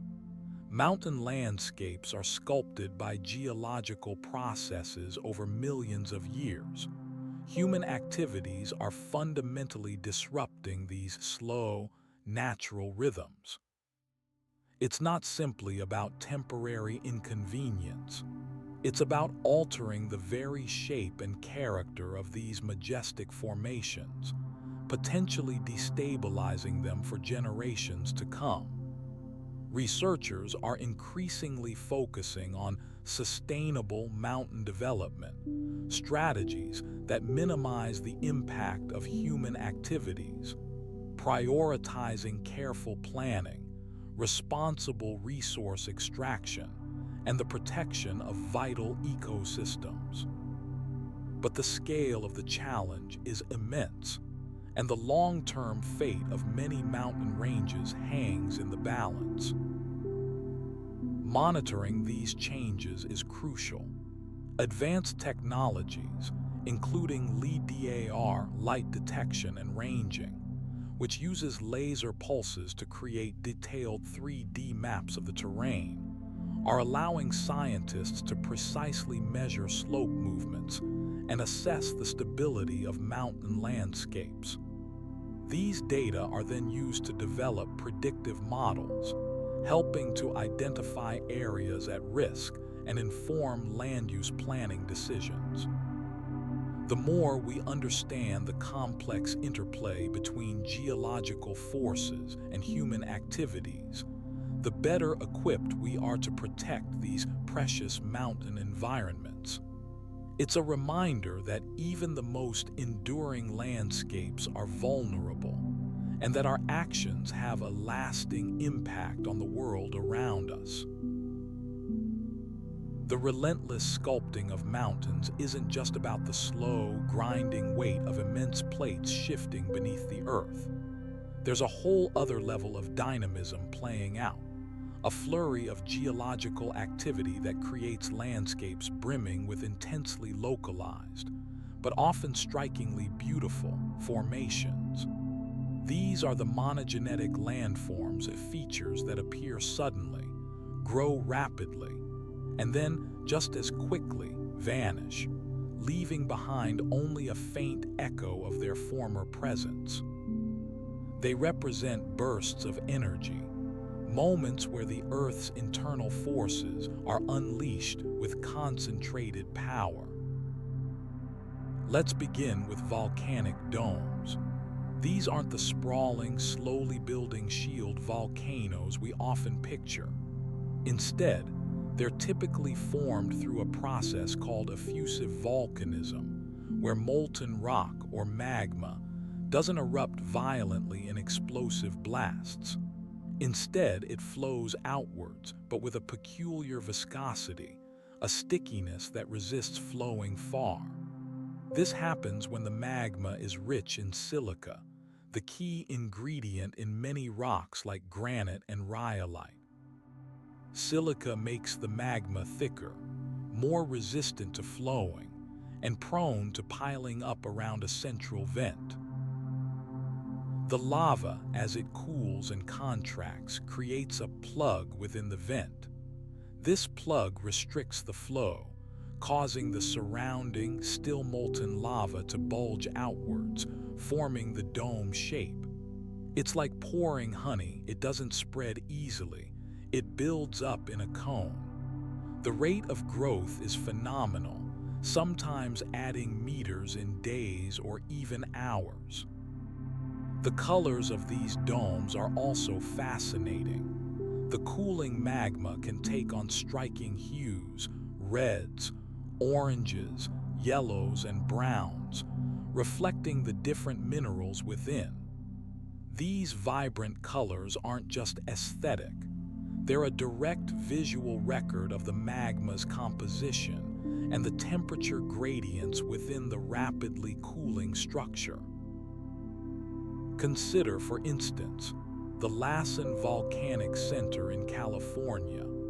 Mount Lassen, a stratovolcano, erupted in the 1915 eruption, and subsequent smaller domes continue to grow, demonstrating this precise mechanism. Scientists use techniques like gas analysis and seismic monitoring to track the magma movement and estimate the rate of dome growth in real time. The lifespan of a volcanic dome isn't indefinite. Eventually, the magma supply ceases, and the dome begins to subside as it cools and loses internal pressure. This process can take decades, centuries, or even millennia. Now let's shift our focus to talus slopes, those incredibly steep, jumbled piles of rock that frequently flank mountain peaks, particularly in areas with glacial or periglacial frozen ground environments. Talus forms through a process called mass wasting, a type of downhill movement of rock and soil. It's not a flow like a river, it's a chaotic, fragmented descent, driven by gravity and shaped by freeze-thaw cycles. Typically, a talus slope begins with a rockfall or landslide. A large boulder, weakened by frost action or perhaps triggered by seismic activity, breaks loose and tumbles down a slope. The impact of the falling rock fragments further destabilizes the surrounding material, causing additional rocks and debris to detach and join the cascade. The process repeats itself, creating a layered, often terraced, accumulation of rocks. The size and shape of the rocks within a talus slope are incredibly diverse, reflecting the various rock types present in the surrounding mountains and the way they've been fractured and transported. The geometry of talus slopes is remarkably regular, often following a talus cone shape. This is because the initial rockfall tends to dislodge rocks of similar size and angle. As the slope develops, the remaining rocks are predominantly those that are stable at the angle of repose, the steepest angle at which a pile of loose material will remain stable. Glacial activity plays a significant role in the formation of talus. Glaciers scour the mountainsides, stripping away rock and ice, and depositing the resulting debris as talus. Paraglacial environments, with their frequent freeze-thaw cycles, also contribute significantly to talus formation. Beyond volcanic domes and talus slopes, there are many other monogenetic landforms. Consider earth flows, slow-moving masses of soil and rock that creep downhill, often triggered by heavy rainfall or melting snow. Or scree slopes, accumulations of loose rock and debris formed by rockfalls, similar to talus but often with a finer grain size. These features, regardless of their specific form, are characterized by their localized nature and short lifespan. They are powerful demonstrations of the Earth's restless interior, constantly reshaping the surface, building and dismantling landscapes on a scale that's both immense and incredibly fleeting. Their existence offers a crucial window into the dynamic forces at work beneath our feet, a constant reminder that even the most enduring mountains are ultimately subject to a cycle of creation and destruction. The wind whispers secrets across the jagged peaks, carrying with it the story of water and stone. High in the mountains, where the air is thin and the sun beats down with unusual intensity, a remarkable transformation is constantly unfolding: the birth of high-altitude lakes. These aren't formed simply by rain collecting in a valley. They owe their existence to a complex interplay of forces, a delicate dance between ice, rock, and the very breath of the mountain itself. The story begins, as so many mountain stories do, with ice. Glaciers, vast rivers of frozen water, carve relentlessly across these landscapes. They're not just frozen water, though. They are immense, slow-moving masses of ice, compacted snow from countless winters, and their movement is surprisingly powerful. As the glacier flows downhill, it grinds against the bedrock, sculpting valleys and carrying enormous quantities of rock debris, what geologists call glacial flour, suspended in the meltwater. This meltwater originates from the glacier itself, a process known as ablation. The sun's heat, even at high altitudes, gradually transforms the ice back into liquid water. This water, rich in finely ground rock particles, carries the potential to reshape the landscape. The sheer volume of meltwater produced by a glacier is staggering. In some areas, during the warmer months, the flow of rivers feeding these lakes isn't just a trickle, it's a torrent. This water doesn't just disappear. It's channeled through moraines, ridges of rock and sediment deposited by previous glacial advances. These moraines act like natural dams, creating depressions and basins in the landscape. As the meltwater accumulates in these basins, it begins to fill them, slowly at first, then with increasing speed as the glacier continues to shrink. But the water's journey isn't solely dictated by the glacier. Tectonic activity, the slow, grinding movement of the Earth's crust, plays a crucial, though often subtle, role. Mountain ranges like the Himalayas or the Andes aren't static. They're constantly being uplifted, pushed upwards by colliding tectonic plates. This uplift dramatically alters drainage patterns, forcing rivers to flow faster and create new pathways for meltwater to collect.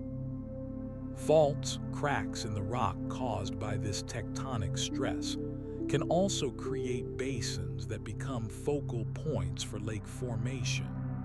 The water flowing along these faults carries sediment, adding to the overall erosion process and further shaping the landscape.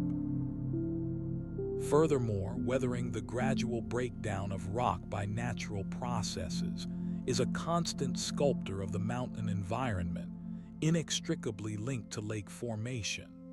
Freeze-thaw weathering, perhaps the most significant, operates on a tiny scale.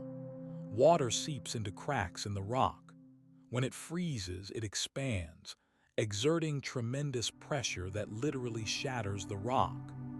This process, repeated countless times, weakens the rock structure, making it more susceptible to erosion. The fragments of rock broken off by this weathering process become another source of sediment for the meltwater, adding to the volume of water that can be channeled into the developing lakes. Chemical weathering, where rainwater reacts with the minerals in the rock, also contributes, dissolving certain elements and altering the landscape's composition. The color of high-altitude lakes, often a vibrant turquoise or emerald green, is a direct consequence of this interplay. The glacial flour suspended in the water absorbs light, scattering it in a way that produces these striking hues. The finer the particles of glacial flour, the more intense the color. Imagine a snowdrift. It appears white because it reflects all colors of light. Now, imagine a vast quantity of finely ground rock suspended in clear water. The water becomes a stunning visual display of color. The size and depth of these lakes can vary dramatically. Some are small, temporary pools that disappear entirely during the drier months. Others, however, persist for centuries, even millennia, growing larger as the glacier continues to retreat and the surrounding landscape is sculpted by water and ice. The deepest, most permanent lakes often form in areas where there's a combination of a large glacier, a favorable geological setting, perhaps a fault line or a basin created by tectonic uplift, and a relatively gentle slope to facilitate water accumulation. As the glaciers continue their slow retreat, a process accelerated by a warming climate, these high-altitude lakes will inevitably expand. They will encroach upon valleys, reshape landscapes, and create new habitats for plants and animals. They represent not just a consequence of the mountain's formation, but a vital part of their ongoing evolution, a testament to the enduring power of water and stone working in concert. The turquoise waters reflecting the vastness of the sky, the silent strength of the mountains, the echoes of ancient ice. It's a scene of enduring beauty, a story constantly being written in the slow, powerful language of the earth. The earth's mountains, those magnificent, enduring giants, don't simply appear overnight. Their growth is a remarkably slow and surprisingly complex process. Scientists have been meticulously studying this process for decades, moving beyond simple observation to gathering precise measurements and building sophisticated computer models. At its heart, mountain growth rates, how quickly a mountain rises above the surrounding landscape, are expressed as uplift rates, usually measured in millimeters per year. This seemingly small figure holds a wealth of information about the forces shaping our planet. Early attempts to quantify this growth relied largely on detailed surveying. Geologists would painstakingly map the elevation changes across a mountain range, often using techniques like differential leveling, a method of accurately measuring height differences by establishing a precise baseline and then systematically measuring changes along a line. These measurements, taken over extended periods, sometimes spanning centuries, provided the first tangible data on uplift rates. For example, studies of the Sierra Nevada range in California revealed an average uplift rate of around 2 millimeters per year, though this rate varied significantly depending on the specific location and geological setting. However, direct surveying alone couldn't account for all the factors contributing to mountain growth. The true complexity lies in disentangling the influences of multiple processes. Tectonic forces, for instance, are undeniably the primary driver of long-term mountain uplift. The movement of the Earth's tectonic plates, the massive slabs of crust that make up our planet, creates immense stresses within the crust. These stresses, often resulting from plates colliding, sliding past one another, or being pulled apart, generate forces that push the crust upwards. The Himalayas, formed by the ongoing collision of the Indian and Eurasian plates, exhibit some of the highest uplift rates on Earth, upwards of 10 millimeters per year in certain zones. These rates are so high because the plates are locked together, accumulating stress until the rocks fracture and buckle upwards. Monitoring these high rates involves a combination of GPS measurements, which track the movement of mountain peaks with incredible precision, and detailed analysis of fault lines and rock deformation. But tectonic activity isn't the only contributor. Another crucial factor is isostatic adjustment. This refers to the Earth's crust slowly rising or sinking in response to variations in its density. Think of it like a giant, flexible mattress. If you place a heavy object on it, the surface sinks. If you remove the object, the mattress slowly rebounds back to its original shape. Similarly, the immense weight of a mountain range pushing down on the Earth's mantle, the semi-molten layer beneath the crust, causes the crust to slowly uplift to regain equilibrium. This process is particularly significant in areas where thick, dense crust underlies a mountain range. Researchers use gravity measurements and seismic surveys to detect subtle changes in the Earth's crust, providing evidence for isostatic adjustment. Beyond these dominant forces, scientists have recognized the role of localized uplift driven by localized thermal activity. This often manifests as the slow intrusion of magma into the crust. While a massive volcanic eruption is a dramatic event, the ongoing, subtle movement of magma can contribute significantly to mountain uplift. Scientists employ techniques like magnetotellurics, using the Earth's magnetic field to detect variations in subsurface density. and geothermal gradient measurements to map these zones of thermal activity.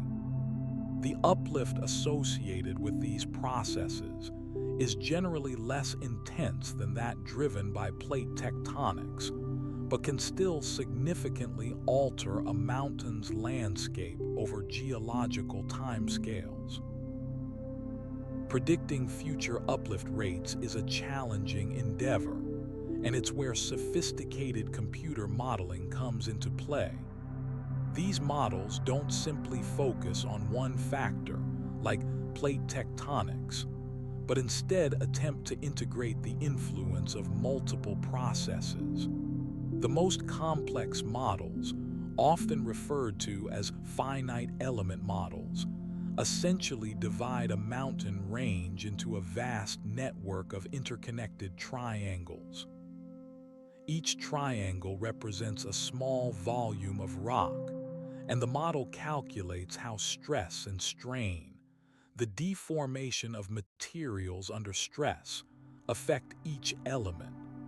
By inputting data on plate movements, thermal gradients, and rock properties, scientists can simulate the long-term uplift of a mountain range under various scenarios.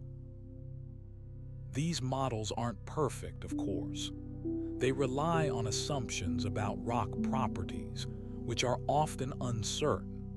However, they provide valuable insights and can be used to generate probabilistic forecasts, estimates of the likely range of uplift rates.